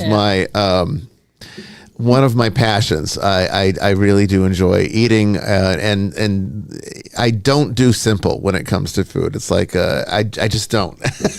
It has to be the craziest, most adventurous, most gourmet meal I can conjure up, and you know, my wife is probably just fed up with the sheer volume of sophistication of what goes on in the kitchen every night, because I mean, I always make these elaborate gourmet meals regardless of whether or not there's a reason for it. Make that woman a burger and fries, Bishop.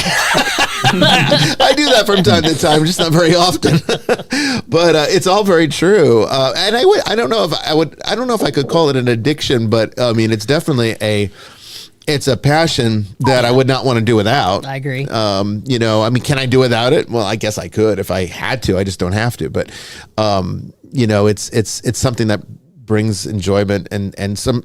I think I kind of use it as a distraction because of the intensity of my life. I do live a very intense life, extremely so. And having sort of like little minor corporeal pleasures like that help to get you rebalance, so you're not so always indulging in that intensity and the stress that causes. So I think that's where it comes from, I think. But, it was interesting you just describing the 5 because it was all very true to me, all of it. Yeah. I know. I love this stuff. Like I said, I don't, it's the first time I get to meet all you guys, which I'm loving, by the way. And I don't know you. I just know what the numbers mean. Yeah. And there is a piece, I have to say this too, because it comes through sometimes, almost every time, but there's a piece of intuition that comes through that fits. I did a reading. This is weird. I did a reading for somebody. She wanted me to do one for her mother. And it was actually the only reading I've ever done without meeting the person or talking to them. I just read the numbers. And it was loaded with, there were two, 3 places where she had a 22 in her chart. And I said, oh my gosh, this woman is, she could do this and this and this and this. And I did the reading. And the daughter called me after she saw this and she said, the reading was amazing. And she said, but that's not my mom. She said, that's not what my mom does. She said, I can see that being my mom.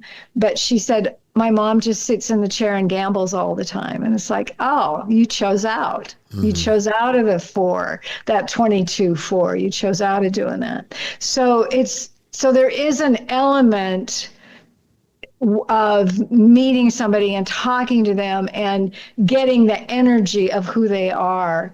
But literally everything I told you about you is written down, about you guys is written down somewhere. It's not like it didn't come through.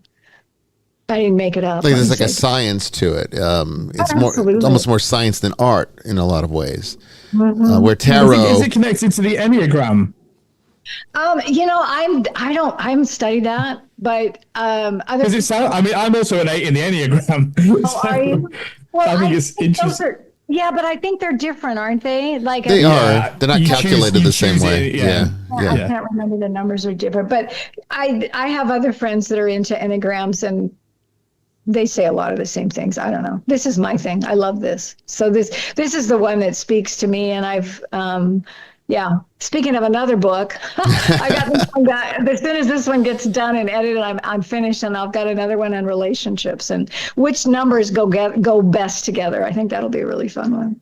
I think what a lot of people want to get out of numerology, and I'm kind of seeing it in some of the chat comments and questions that have come in so far, and also just in my past explorations and talking with people about it, is how they can use these numbers to find compatible places to live, jobs to take, ways to improve their life. So what would be a methodology that you could maybe describe that would help people to maybe do a calculation and figure out if, like, for example, the city they live in is the right place? So you just take the name, is that it? Or would you use the whole name and state? How would you go about calculating, and how would you know what numbers are compatible with yours? Excellent. Well, let me. Okay, I'll start small. All you do, what are the numbers of your street, or not even your street address, your house number. Okay.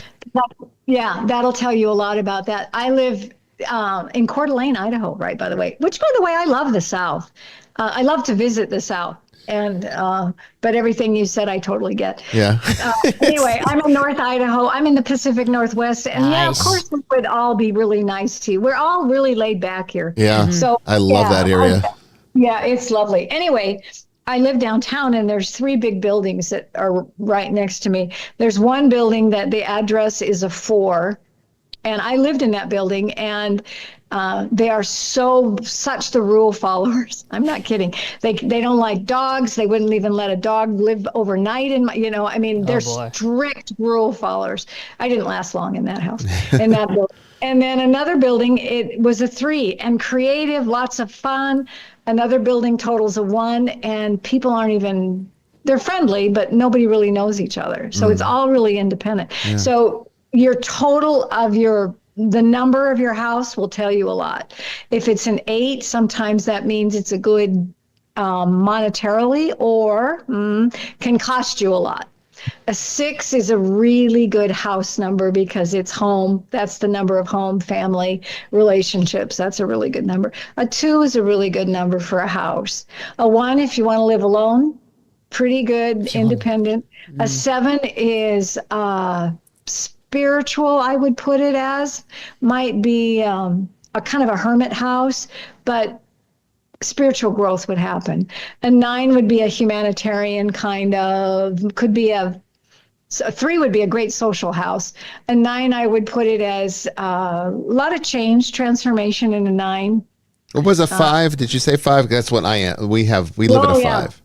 Do you live in a 5? Yeah. How long have you lived there? 2.5, almost 3 years. Okay, I would say that there's going to be transformation in those years that you live there, and it wouldn't be a forever home. I'd be surprised if it was a forever home. That's interesting. Yeah. I wouldn't say that, but not a bad number. I mean, I don't think there's any numbers that are bad. There's no bad numbers as far as that.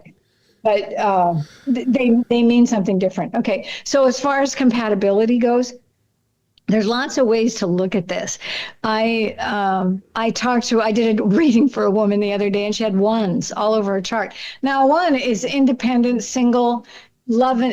She is. Couldn't believe she was married for 40 years, and her husband's a 6. Oh, okay. He's going to be the one that's going to handle the relationship, so she can be the independent, single person that she is. So normally, I wouldn't put those two numbers together, but they've been able. My wife's a 1. Your wife's a 1? Okay. So, and actually that works pretty well. 1 from 8, yeah. Because you're independent. You're the doing the business and all of that. You've each got your own lives. That's pretty much what a 1 and an 8 is. But I would put a 1. My wife's a 1 too. I was going to put a 5 and a 1 together. Absolutely put a 5 and a 1 together. And maybe a 7. Now, 7 is the number of, again, I did a couple of readings I did a reading for this couple, and they were both 7s, and they've been married forever. And I thought, okay, you understand what a 7 is. You understand that you each need your own spiritual time that you've got to regenerate. That's what a 7 does. Mm-hmm. But, and actually 5s and 7s can work pretty well together, but 2s and 6s go really well. 4s and 8s go really well together. And maybe a 4 and a 5. I'm saying 4 and a 5 is a really good friendship, not necessarily marriage or whatever. 9s can be, I would put a 6 and a 9 together, maybe.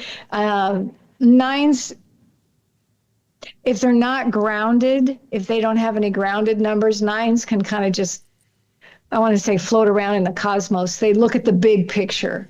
They're 9's all about humanitarian pursuits and following the golden rule, and it's a very spiritual number.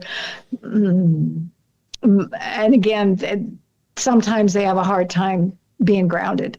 So that's it could fit with a 1 as well. But anyway, so there you go for a few relationships there. Yeah. Well, I was also, I don't remember who it was that told me this. It was a long time ago, but I had a conversation with a professional numerologist about various things. And one of the things she suggested, I'd like your opinion on this, is that if you live in a home that has a number that you're not finding compatible with you, you can change the energy by adding whatever number you want to change it to.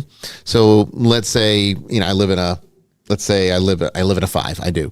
But let's say I want a 6 for whatever reason.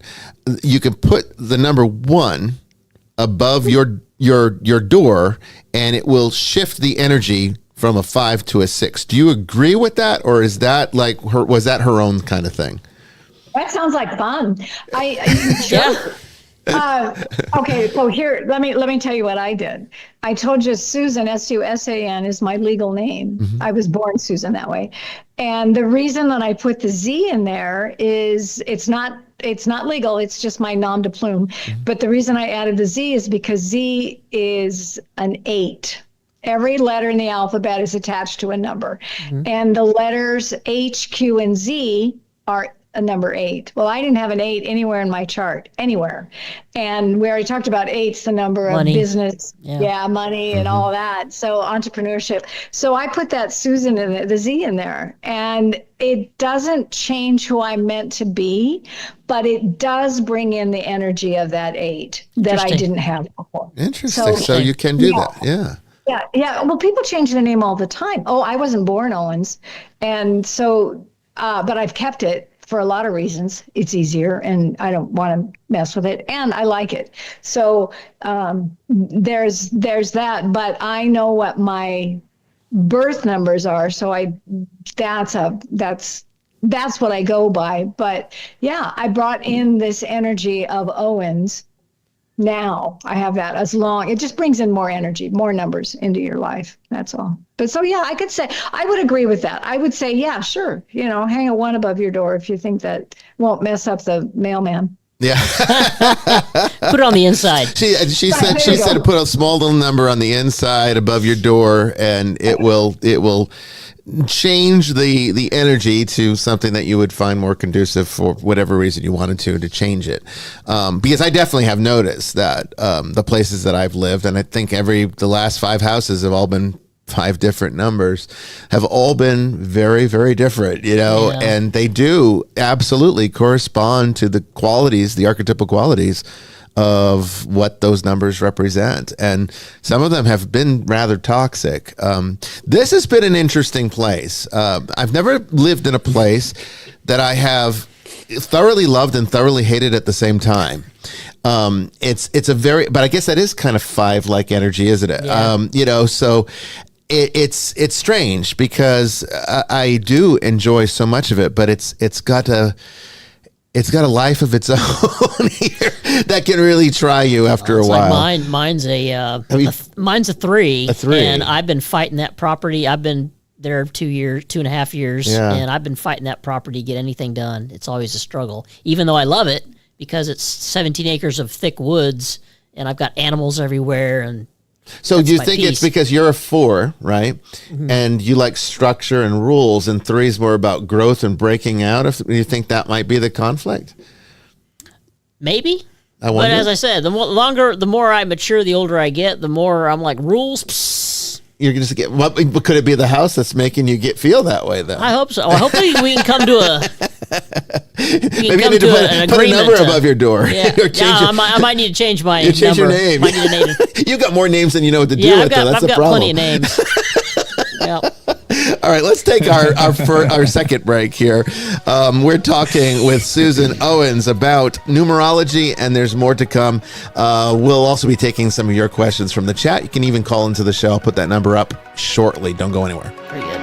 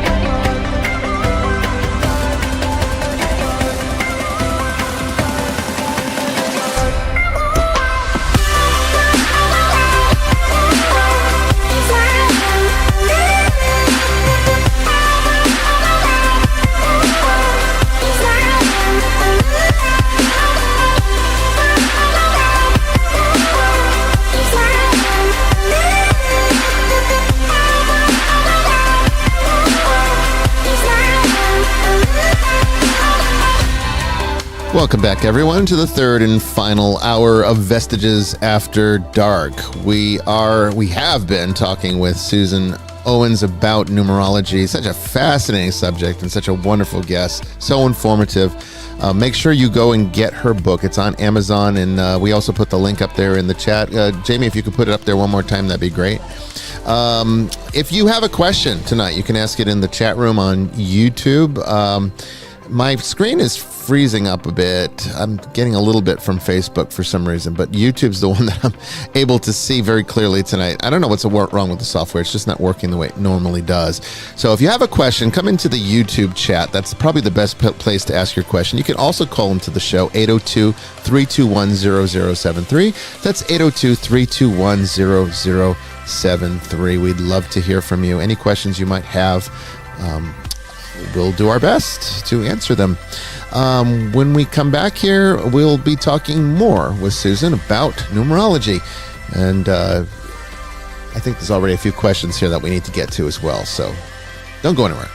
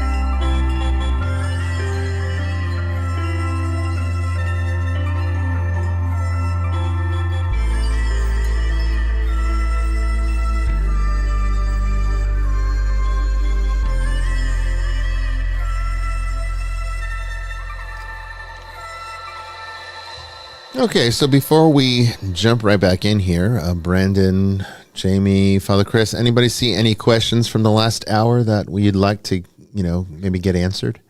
I know I saw one. Far too self-indulgent to notice. Mystic had one thread. How evil of you, Father Chris. Right. So if I'm reading this right, Mystic had her life path is a 5, and she's in her year cycle 5, and she wants to know if there's anything significant about the 2 5s. Let's see. I think, Chris, didn't you say you were an 8 and you're in an 8 year? Yeah. Yeah. So the significance, Mystic, is that you've got a lot of 5 vibration in your chart already. And when you're in that same number year, it's a good year. There's some years that can be challenging for instance, with you, Chris, I would say as an 8, a 3 might be a challenging year for you, because a 3 is all about just having a great time and being creative and all this stuff, and you want to do your business. You want to get your business focused. Mystic as a 5, and I would say that probably last year was a challenge for you because that was a structure year, and you don't want structure. You don't like structure. So in that 5 year, the main thing that I would counsel you on is to enjoy it, to live the freedom that you're wanting, and that the number is giving you the energy that you have to be that freedom and be expansive. But just don't go off the deep end. Don't just keep going. I have some 5 in my chart too that says to me, I could just get on a plane and just keep traveling. And of course, that's not the right thing to do. It's all about keeping myself grounded, enjoying, and you can't go very high if you're not grounded to begin with. So that's part of it. So in other words, I really would focus on enjoying that 5 year and using all that 5 energy, which means a leveling up. I look at it like that 5-year really means it's a level up. It's the middle of the cycle, like 1, 2, 3, 4, 5, 6, 7, 8, 9. So it's that middle one that's all about transformation and change. And again, I just would say, don't change for change's sake. That would be a big part of this 5-year for you. Resist the temptation to get scattered, because you're going to have a lot of opportunities. There are tons of opportunities in a 5-year, especially for a 5. And stay flexible, but watch that restlessness, because I know a 5 can get pretty restless sometimes. And that's true. And also, a 5 is not a balanced number. When I talk to Chris, I talk about balance, because 8 is the balanced number.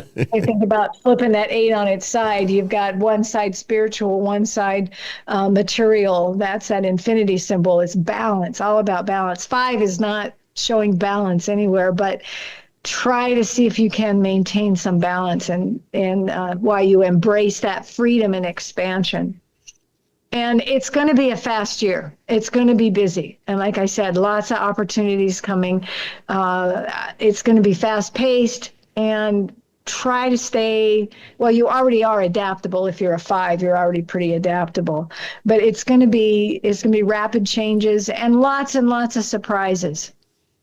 So keep focused. I guess that's the other thing I would say to you, is try to keep focused in all of that. Don't do the whole pinball thing. Sometimes I feel like my life's a pinball. I'm just pinging from all of these things all over. No, there's a purpose to this expansion and change. So keep that in the back of your mind, that all of this that's happening this year, because like I said, there will be a lot. Just remember, there's a life lesson. There's life lessons in this.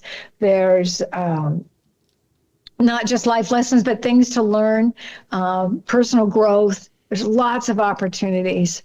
So the main thing is to know that when you're in that life path, whatever it is, if it's the same as your personal year, it's going to be a good year. Lots of harmony in that. You can have a lot of good energy. They don't conflict. Like I said, a 3 and a 4, sometimes those can be kind of a challenge. And a 3 and a 7 can be challenging, because a 3 is a social being. They like to really enjoy life, party. Let's talk to people. Let's communicate. And a 7 is pretty much likes their alone time and going inward. So when you have a 5 life path and a 5 personal year, it's pretty smooth sailing in that regard. There's not a lot of conflict. Just don't get too carried away. That'd be the thing I'd say, is don't just let life carry you away. Interesting. Calico Benji, or Calico Benj, I guess is the name there. Benji asks, which number attracts money? Now, I'd imagine that's dependent upon what your own personal number is, correct? Or does it not matter? Eight's the number of money. It really 8. Is. Okay. 8 is the affluence, achievement. Yes, it's out of all of them, that's the number that financial and abundance. 8's the number of abundance. Let's just put it that way. Yeah. So how would he attract that number 8 energy into his life? What would he need to do? Okay. What I did was I put a Z in my name.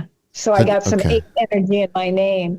If Calico Benji doesn't have an H, Q, or a Z in their name, that might help him somehow. And then also, there can be, we haven't really talked about that, but there are other numbers that are calculated and that appear through different, like pinnacles and challenges. The way we add some numbers together, we get other numbers that can appear in your chart. That's confusing, but it's I can't go into detail. It's just too long to explain how to do it. But there are other numbers in your chart, maybe that Calico Benji has somehow. So that might, but if he's trying to attract abundance, yeah. Put an 8 above your address. There you go. Or really focus on an 8. Have an 8 necklace. I mean, bring that 8 so into your put life. an 8 in there, just a raw 8, or put a number that calculates the entire thing to an 8. Totally. Yeah. That's a possibility. It's possible there's an 8 somewhere. And then the other thing, and I'd say this to you too, Chris, and I've said this to other 8s, which is if you're focused on the money and making the money, it will come because it does.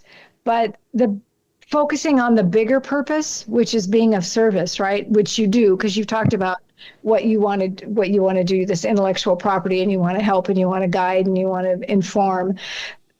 That's where the energy should be directed is being of service as opposed to financial wealth.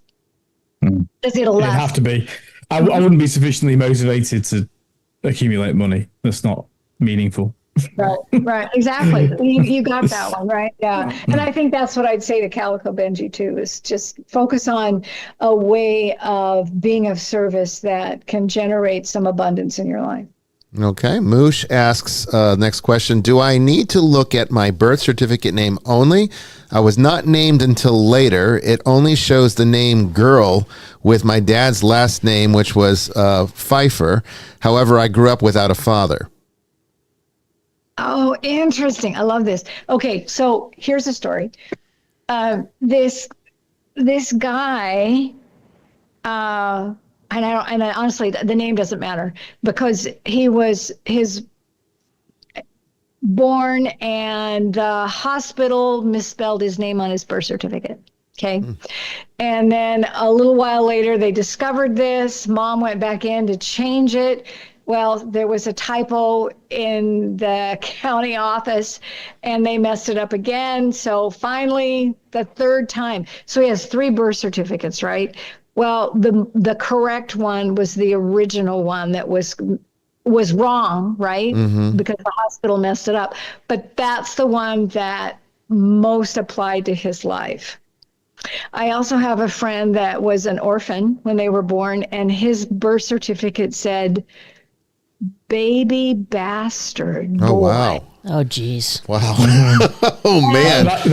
That used to be put on English birth certificates. It used to be the proper word for it, but geez, can you imagine? No. But it fits. It's crazy. It fits. So I would, and in my book, I'm selfless plug here, but in my book, I give you the Wisdom of Numerology on Amazon. Right. Yeah. No one was going to attack you for plugging your book. No. We're going to be doing the same very soon. Right. We're all going to be buying it. Add to cart. Right, there you go. In the book, I give you the instructions to calculate the numbers that would be girl Pfeiffer. And that would be the one that I would say absolutely to calculate that and see if that applies to your life, because I'll bet it does. So yeah, that's what I was about to actually even say, if that was a valid suggestion, is to maybe do all the calculations and see which one seems most relevant, right? Definitely. Yeah. But totally. Girl Pfeiffer. So girl would be what, it's probably going to be the one, Moosh, if you try it out. That's probably going to be, see what it is, Yeah, because that actually, let's see, that's 9, 7. R is a no, 2 9s in that one. L is a 3. So that's 18 and 28. So that would be a 1. Girl would be a 1. So there's some independence in that one. And Pfeiffer, I don't know how to spell, but yeah, add it together if that's just how it is. And then also do one for your current name now, because that, like I said, those numbers, all numbers have energy, all letters have energy. And so that name is in your life right now. And so there is that energy in your life from what those numbers calculate. Can I just ask Susan, because I don't want to say my date of birth live on YouTube, but there's an 8 in the day, an 8 in the month, and an 8 in the year. of my name, and the number 8 has recurred so frequently in my life. Covered up in 8. Yeah, it's kind of bizarre. Anyway,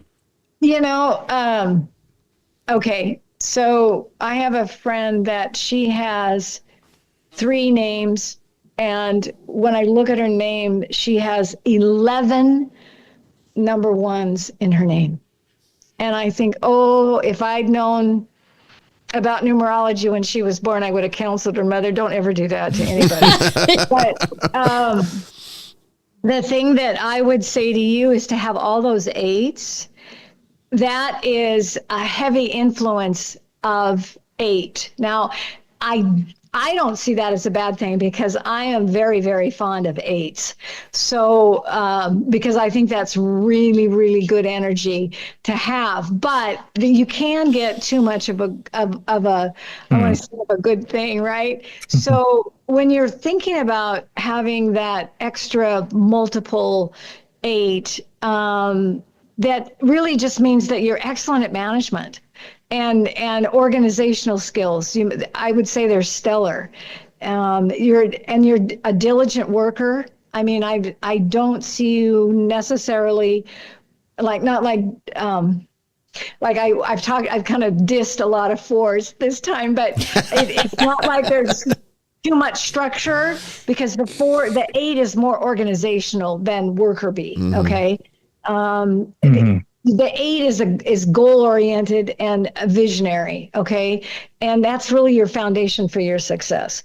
You have an ability, and I also think this is because of your career too, but you have an ability to see people as they truly are, what their strengths and what their weaknesses are. I think, making money is, it's a funny way to say it, acceptable to you, but it's not the end all be all, right? We already said that too, but it can be to some 8s, and some 8s might go over to the greedy side, where it's all about them and they just want to make money, and that's what it is. That's how too many 8s can appear. I don't think that's you, but that is clearly a pattern. I think that you already understand that there's more to life than making money. There's no question. And for you to have that many 8s, it would say there's a balance in your life, and that there's a harmony and a balance between your spiritual side and your material side, which that's amazing. Okay, that's really interesting to me, because really that's truly what it is, spiritual and material. And look at your careers. You can't get balance. It's weird. Yeah. And the other thing, I can't believe I haven't said this yet, but 8 is all about self-mastery and really understanding who you truly are as a human being and being an authority. Now, I started my online work last year in my 8 year, and it was really all about launching and being an entrepreneur and launching my online business, but really stepping out and being an authority in numerology. I've done it for years, but it was last year that I chose in an 8 year to publicly state that I'm an authority in it, and to the world, as opposed to, that chimes with me, because there's things I've held back on being claiming authority on that I'm probably about to do. Right. What about what does your home number calculate to, Father? It depends how you look at it. So we moved from a house that was 11, and we're now in a 205. A 205? So you're 7. Which is 7. Yeah. Okay, 7 is the but we still own the house that's 11. So that 7 is is the metaphysical number. That's the spiritual number. That's the one that asks the big questions. Who am I? What am I doing here? So it's a really introspective number. That's not a bad house number. It usually, like I said, it kind of is the hermit number, but that doesn't. That is how it is. That is how it is for us, because we're kind of out there. We're, there's a lot going on, but this is where we hide. Yeah. Peace. There you go. That fits. Yeah, definitely. Rejuvenate. Interesting. Yeah, absolutely. All right, Danielle in the chat asks, do double stage names impact your careers? So like for, I guess, actors using a stage name or alias or something, how does that change their career? Would they be more defined? Would their career be more defined by the name they take versus their birth name on the certificate, or does it not matter? Well, I think, because I would say both, because I would look at your birth name first, and I would say this is truly who you are, who you came in to be. Mm-hmm. Absolutely. I have my original birth name. My birth last name is a 33-6. So I look at that. I hold on to that. That's something. But having the Owens piece, what do I want to say? It's kind of like, I want to say a bowl of alphabet soup, or what is that cereal with all the alphabet. I mean, it's all part of the picture. It's all part of the puzzle. Mm-hmm. But I still, your birth name carries more weight than any name that you change into. Okay, just say it that way. So the name tells you who you are, and the birth year tells you about the life you live. Is that the best way to explain it? Well, your life path, your birth date, is your gifts that you came in with, your superpowers. So as a 3, I'm a writer. I know I'm a writer. I didn't know I wish I'd known when I was a kid I was a writer. I knew I liked to write, but I didn't know I had an aptitude for it. So to me, it's really important to know what your gifts are. Okay, Jamie, you know that you're structured, you know that, and you can build on that.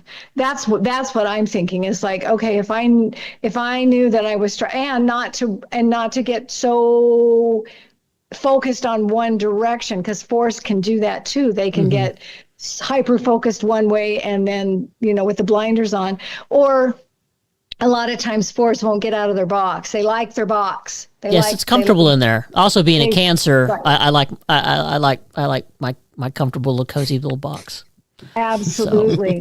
So, So there's, and I can't remember why we got on this tangent, but anyway, so I think it's really important to look at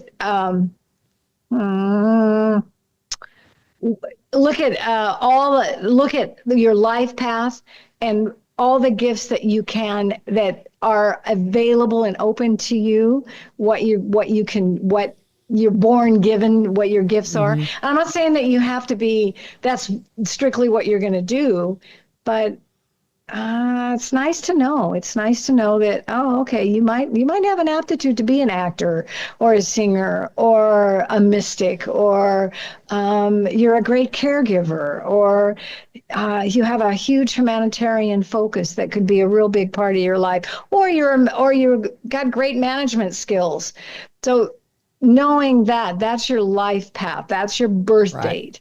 From your birth name, we get your destiny. We get what's your purpose in life? What are you supposed to do here? And we also get what your soul number is. This soul number is the inner you, and that comes from the vowels in your name. We add up the vowels, all the letters in your, all the vowels, right? And that's your heart's desire number. And then your personality comes from the consonants, and that's your outer you. That's what you show other people. And then there's another number that we get that's the 5th core number, and that's the maturity number. And that is by adding your life path number and your destiny number. So the two big numbers, we add those together, and we get a maturity number. And that maturity number kicks in about 35, because they're 40. There's a maturity that happens about that age in our lives. I know we've all, except for Brandon, I know we're all past that. So you can remember there is an a leveling up, a maturity that happens. And then, so that number shows up about then. So, and then we look at the major cycles. We look at what the different cycles that you have in your life. We have pinnacles and challenges that we get from your birthday. So there's a lot of information, like I said, that you can calculate from your birthday alone. And that's all I got from you guys. And I think I told you quite a bit about who you are. But when we finally get into your name, that tells you a little bit more about you and not necessarily what your future is, because we get the future from your birth date as well. So, for instance, the letters A, J, and S. A is a number, the first letter, right? 1. J is the 10th letter. And S is the 19th letter. And so those all reduce to a 1. So it's A, J, and S are 1, B, K, T are 2, C, L, U is 3, on and on and on. I've been doing the calculations on my name here. I think I did this right. So it looks like my name is a 6, and the vowels, the soul number, is a 3. Okay. So in your heart, you're creative. Okay. So that's if that fits. And actually that works, that complements your 5 really well. Because that tells me that you've got that creative mind to come up with some ideas, and the 5 will run with them. And that tends 6 to do that. Yeah, there you go. And that 6 offers you a little grounding, because that says home, family, relationship. Yeah, that works very well. I mean, I'm also a sun sign Cancer, so home and family is kind of central to my identity as well, so it kind of reinforces on both levels the same reality to some degree. I do enjoy, let's see, that's the funny thing about me, because I do like traveling and going out there and spontaneity. So that 5 definitely is active, but at the same time, I really enjoy being home too. Yeah. And that fits, because I have my heart's desire, my soul number is a 3, and my personality is a 7. So that kind of looks like, I have this passion for talking and being social. And then I have this personality that says I'm a recluse, so to speak. I kind of like my alone time. I'm a hermit. Yeah. And it's not like they conflict. There's sometimes I'm very much an extrovert, very much. And other times when I'm feeling like an introvert. So there's a balance, right? Mm-hmm. I mean, aren't there more times that you feel like you want to be at home, and other times when you just want to. I am definitely a complete split down the middle. Depends on the day and the mood, but there are times where I am absolutely an extrovert, and there's times where I am the most dreadful introvert you could ever see. It just depends on the day. Coffee helps a little bit, but not always. Yeah. Miss Suzan, I have a question with the consonants and vowels. So like you do with your Z, if you're trying to influence your soul number or whatever the other number was, Y can be used as both. Would that work in this instance? If you wanted to influence, if you had a Y in your name, could you use it? Yeah, that Y has mystified numerologists for. Because I have in my real name, my given name, I have a Y. Yeah. Okay. Look at my surname. Yeah. Oh yeah, absolutely. Okay. So there's lots of different schools on this, and I'll tell you what I think. If it acts like a consonant, it's a consonant. If it acts like a vowel, it's a vowel. Okay. So let's just go that way. Yeah, mine's a consonant, I'd say. Yeah, I'm a vowel. Yeah. Okay. Mine. Thank you. Okay. So like Lynn, for instance, that would be your name, and I'm not saying that is Jamie. I'm just saying it. You have a Y as a vowel in your name. Is that what you're? I do. Yeah, mine's a consonant easily. But it's interesting because I had a numerologist look at my chart, and he ran it as a vowel, and that changed so many things. Really? And yeah, it was really interesting. And so I had to look at it and say, well, which one fits me? And it's interesting because there are times when it's like, well, yeah, I'm kind of doing the vowel thing. Most of my life, it's been a vowel or a consonant. And every once in a while, I think, oh, maybe I'm headed toward the vowel. So that Y could be bipolar, is what you're saying. Well, yeah, because think about like my name. It's like I ran it as a consonant, but I guess like when you look at the other spelling of Brian, Brian, it would be a vowel in that context. So it's a vowel. It's definitely a vowel. So it's a vowel. Yeah. So I have to run that as a vowel. So that would change it from a 3. Well, you're welcome. So that would be. Let me see. It's very interesting. Well, Y, that's a 7. The letter Y is a 7. Okay, so let me recalculate the entire name or all the vowels. I would be a 9. So that would make the Brian an 8, right? And then my middle name. So that actually makes me a 1 soul number if we run the Y as a vowel. And I'm a 9 soul number. You're a 9 soul. Okay, so humanitarian at heart. Duh. It's almost like we don't need to do numbers. Really, Chris. She's like, why am I even here? It was the same when I did the Enneagram. I'm like, yep. Yeah. And it's like, just bam, there's Chris. Yeah. Called out. I'll say, oh my gosh, this guy. That's funny. I like that. Okay, so you spell Brian Brian? B-R-Y. I spell it B-R-Y. Oh. Yeah. Oh, okay, so then that's still a 7. Okay, so that changes that. Okay. So if I'm calculating my whole name, first, middle, and last, just the vowels, I get a 1. Okay, so yeah, you told me Brian was a 6. Yeah, that's what I got too. But then you have the whole, so what you're saying is your vowels are... The vowels come to a 1. Okay, so that tells me that you like your independence. I do. And your leadership. You've got that in your soul, in your heart, you really like your independence and you like your leadership skills and like being in charge. I'm a terrible employee. Let's put it that way. Me too. I've never been a good employee ever. Yeah, I'm a pretty crappy employee as well. I'm better off in charge. Yes. Well, that bodes well for being in business too, to Chris. Yeah, I've seen too many businesses fail because they run them like they're an employee and they're not. Yeah, that's true. Yeah. Try the Anglican Church. We didn't end up, Father. I don't want to lose defamation. Father, we did not end up in the independent sacramental movement by accident. Let's just say that. Bunch of rebels.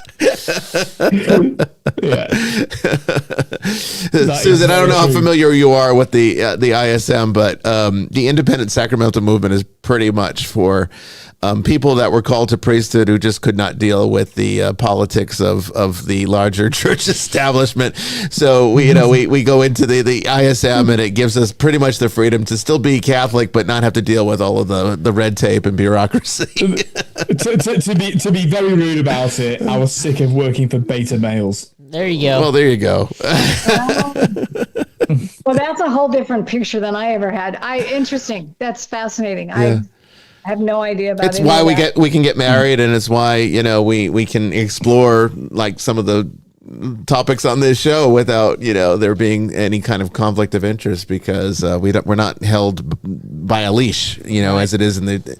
That's what I couldn't take when I was a seminarian in the Roman Catholic Church many years ago, and I felt like a dog on a leash, and if you got out of line, I mean, there was just, it would not bode well for you. And I guess it's the soul number, number 1. I can't, in the 5 I can't deal with that kind of stuff. I can't be restricted, and I cannot be contained.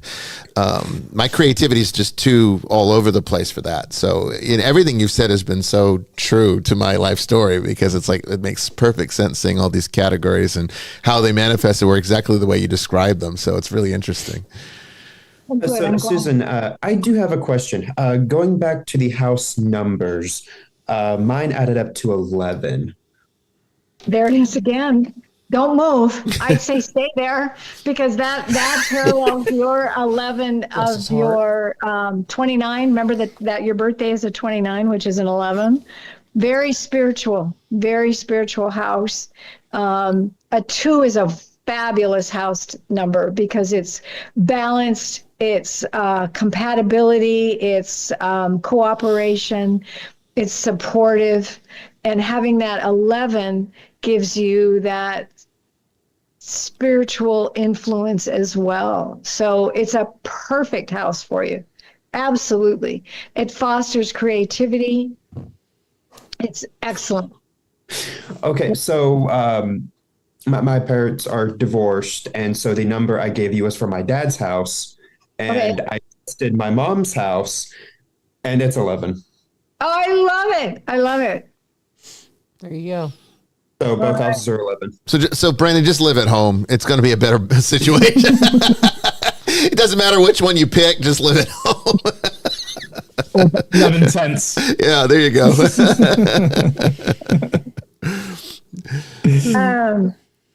That's great. I'm on the 19th, Chris. Yeah, right. Interesting. Yeah, that's great. Okay, so there's your 8s. All right. Yeah. And your 9s. No wonder you're doing what you're doing, because those 9s are all about serving humanity. So as that, and that's the soul number 2 as well. So it's right. Absolutely. All clicks in. Absolutely. Interesting, because my full name comes out to 9. 9 as well. Yep. Are you? Oh, really, Jimmy? You're my full given name comes out to a 9. And it's funny how Father Chris and I were both police officers.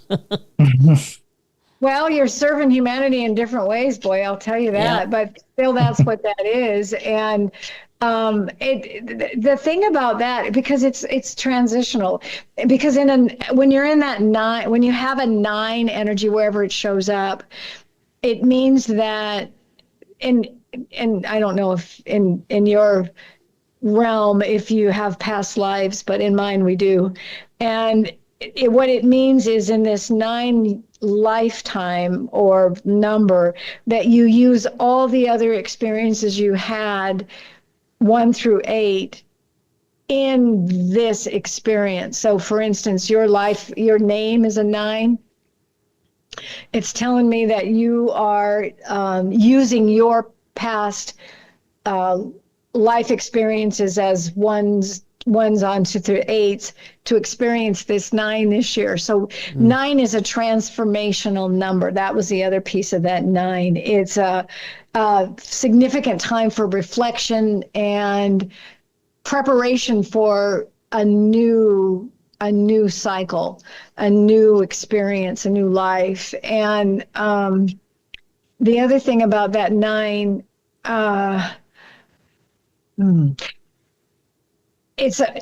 nines have to be able to let go, because 9 is a lifetime usually of learning from loss. Because 9 usually means loss, because it's completion, it's endings. Right. Things disappear whether you want them to or not, whether you're ready for them to or not. Well, I retired 4 years ago from law enforcement after 26 years, and I did not want to, but I was kind of forced to, just because of some political things going on, and then my health after being in an accident. So yeah, it was very hard to let go. Yeah. Right. It's hard to let go. I was only able to let go of it because I was going to be a priest. Like, that allowed me to be able, and even then, I had a dilemma of, do I do it full time or do both simultaneously, which was possible back then, but I took the leap. Yep. Interesting. Yeah, it isn't easy. 9s are really all about unconditional love and compassion and forgiveness. That's a huge part of that 9. And you can go kicking and screaming, or you can adapt and surrender, basically. Yeah, I went kicking and screaming, but I've learned to let it happen. Let it happen now. So I got 9s all over my name. So yeah, and that is it. Life lessons through loss, absolutely. Oh yeah, definitely. Yeah. But the thing about 9s too is that they have these really high ideals. They follow the golden rule, and they don't understand why other people don't. I mean, right? And I've got nines in my chart too, and I totally believe that. It's like, well, it's pretty obvious. Pretty easy. I mean, Susan, right thing. Susan, what about phone numbers? Phone numbers kind of take on a bit of our identity, don't they? You know, particularly if you keep one for a very long time. Does that have any influence? I didn't think about that. Yeah, because I mean, think about. I mean, like my parents' number. They've had that same number for 50 years. Well, I mean, particularly back in our day, you know, where you remembered the phone number, and they kind of like had a like now it's like no one remembers. I mean, I can barely remember mine. I can barely remember my own. You just answer the phone and say the number. Remember? Yeah, hello 543. Yeah. Right? So does that have any bearing on anything? You think? Okay, remember I was telling you I saw some old movies. This was a 1940s movie. And this guy was trying to get this woman's number, and she finally gave it to him. And he said, well, I'm going to have to counsel my numerologist and see if that's a good number. That was in the 1940s. Wow, they really were into it back then, weren't they? They were. It's a great thing. Okay, anyway, yes, mine's a 3. Oh. So, you know, there's something to that. And I know, because I bounced around a lot. Remember years ago, if you changed carriers, you'd have to get a new number. Yeah. You remember that. So we had and this one I've had for, gosh, I don't know how long I've had this number, but it's stuck with me. So what influence do you think it has over in your life? Like what does it actually influence, the phone number? Now that I have no idea. I really I couldn't put a name on that one, because I look at it as, well, it's my communication to the rest of the world. Yeah. So I look like a 3 that's more than 3 energy in my life, which right now I don't think that's a bad thing. Mine comes to a 1. It's a 1. Yeah, that's a funny one. Yeah. I like the house numbers too, because that really, everything I've done in my house numbers is just so right on. Exactly what I did in my house numbers. They just all fit, because I've had, I've lived in a lot of different places. Yeah, me too. I've lived in so many different states. I couldn't even think of them all right now. It's a large number. I've moved around quite a bit. I don't remember all the. Yeah, you have too, right? You have too. Yeah. Well, if I could have, I would have stayed in Australia and built a life there. I loved it, and that's pretty good. And in a few years ago, I would have been able to do that. I'm more settled now in this time in my life. Were you in Sydney? Yeah, and Adelaide. I liked Adelaide, and Adelaide's great. A bit more English in Adelaide. Oh, is that? They sound different too. Yeah, they do. I did hear that. I really did want to. It's the only distinctive accent in Australia, and they will tell you it was a free colony. It was not a convict colony. So they were no convicts went to South Australia. So it's the first thing they'll tell you if you meet anybody from South Australia. The first thing, free settlers. Oh, that's funny. Right. But of course, I wasn't from a convict family either, because I came here in 2010. So yeah. Well, I have to tell you, my first Uber driver was probably about 112, and he fancied himself a historian, right?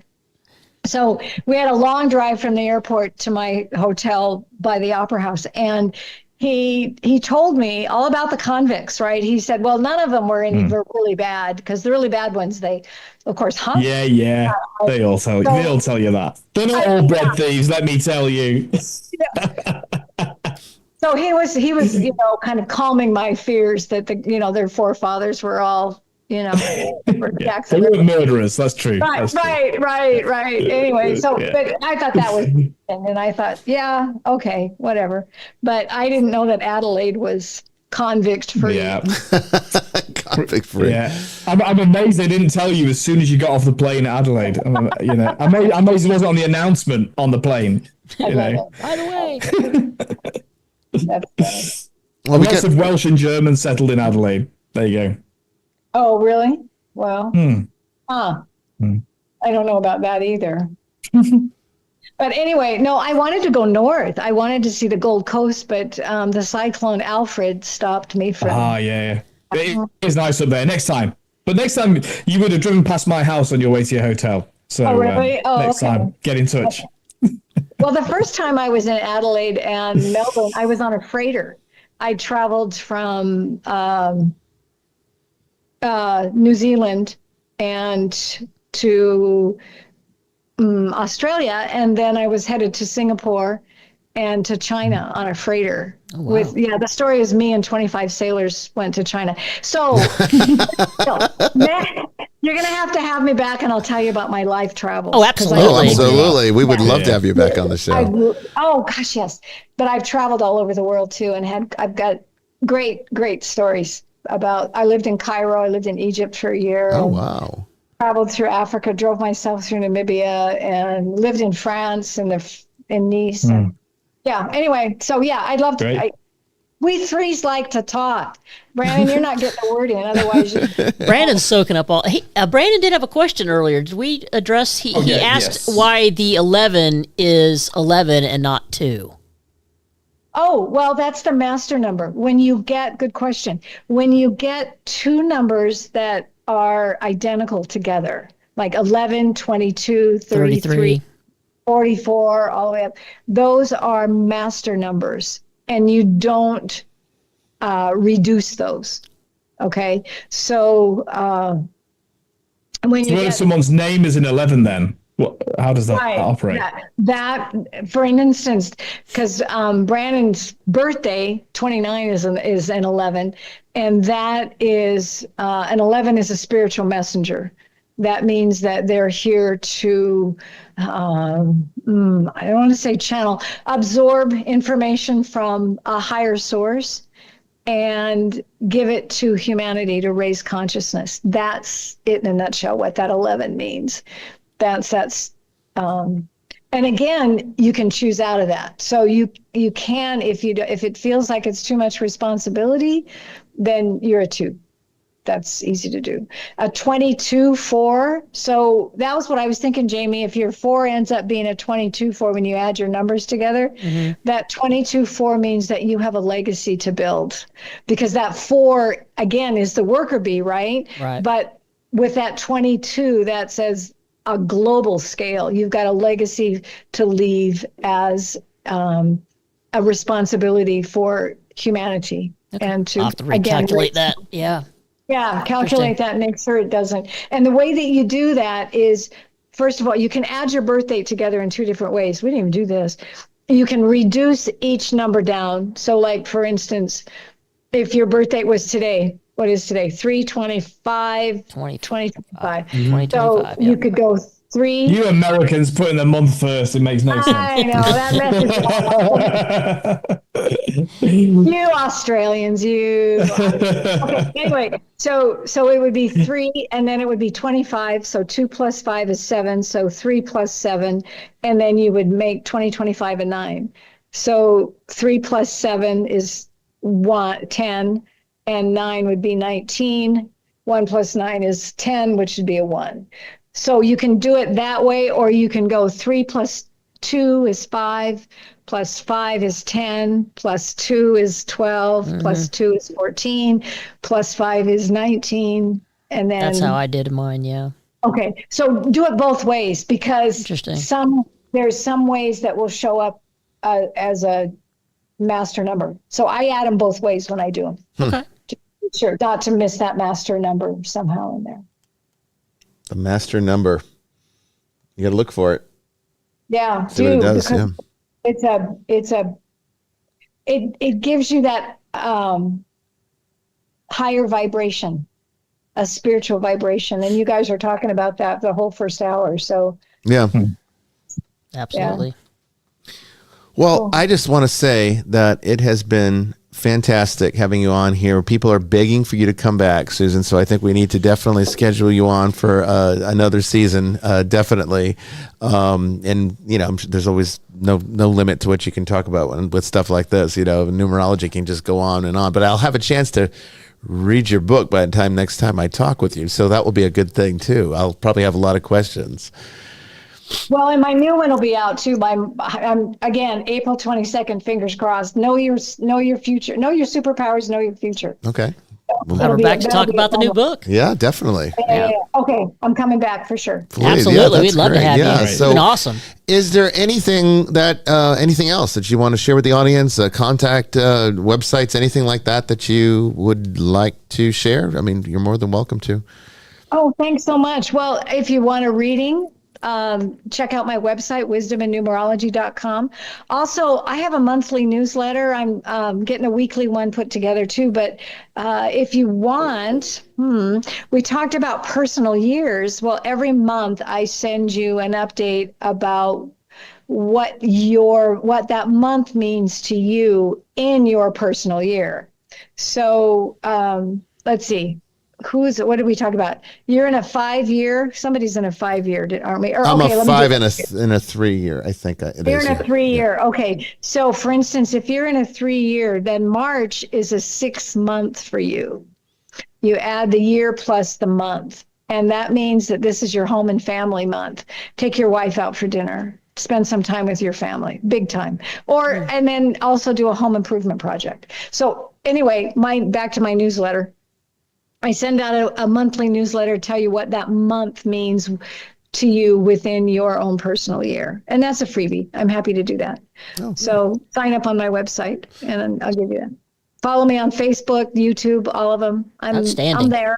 Great. Well, fantastic. I'll just put your website in the chat. Oh, great. Thank you, Father. That's wonderful. So yeah, Brandon will reach out at some time. We usually start doing the fall season around the end of summer. So it'll be sometime in the summer that you'd probably hear from us again. Make sure we put Brandon, put her on for this coming fall. I'd like to have her back, after I had a chance to read the book, but still be fresh in my mind. I'm sure there'll be a whole lot of new topics to discuss based on what's in there. I'm just really excited that somebody wrote a book that covers numerology the way that you described, because it's fascinating. We're all going to be sitting down in the middle of the night tonight, adding up our names, numbers, cats and dogs' birthdays. Well, yeah, it always, I think it makes people, well, maybe math just makes people anxious, but I think it just it has a lot of mysticism around it. Yeah, that makes it almost a little too esoteric for people to get into, and it really isn't. And I think that hopefully tonight people have seen how approachable it is as a subject. And as long as you have a good manual to interpret and get familiar with what these numbers mean in the different contexts, then you're all set to go. I just haven't found a book that really did that well, as you said. Remember, Susan, math doesn't lie. Yeah, well, that's the beauty of it. It's like astrology in that sense, that there's something very tangible about that. It's like, you can do tarot cards and they're fascinating and I love them, but it is an interpretive kind of thing. And everything's an equation. Yeah, whereas when you're dealing with numerology, it's kind of, it just seems more exact in the sense that that number's your number, and then now you know what to do with it. It's like, I guess there is still some interpretation there, but fascinating subject. I want to thank you for being on the show tonight, Susan, and really it was such a pleasure having you here.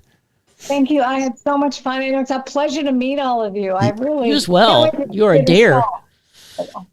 Yeah, it was great. It was absolutely great. I'm just sorry I didn't get to chat to you before you came to Australia, because it would have been a hoot to catch up. Well, I've got to come back because I didn't see enough. Well, I'll let you know. I've sent you my email, so you let me know. I'll be here. Yeah, there you go. Well, I just want to thank you again, and I want to thank all of you for joining us tonight on Vestiges After Dark. It's this is what we do the show for, right? It's fun. We always learn something new, and we get to meet wonderful guests like Susan. So Absolutely. It's just been a great night, and there's more to come. Next week we have another new guest. We're in fact the new guest all this season long. So next week we're going to have Jessica Taylor on to talk about trauma and how it revealed to her various spiritual insights that connected her to reincarnation and other healing and other metaphysical insights. So we've never done a show quite like that before. I think you're going to find it to be quite enlightening yourself, just like this one was and just like all of them are. We try to keep this show enjoyable, entertaining, but also educational at the same time. So anyway, Father Chris, thank you. Brandon, thank you. Susan, thank you so much. And Jamie, thank you. And a big thank you to all of you who joined us tonight. I think I got all your questions. If I miss some, ask them next week and we'll do our best to put them down and remember them for next time. But anyway, thank you. God bless. And I'll see you out there in the ether. Everybody.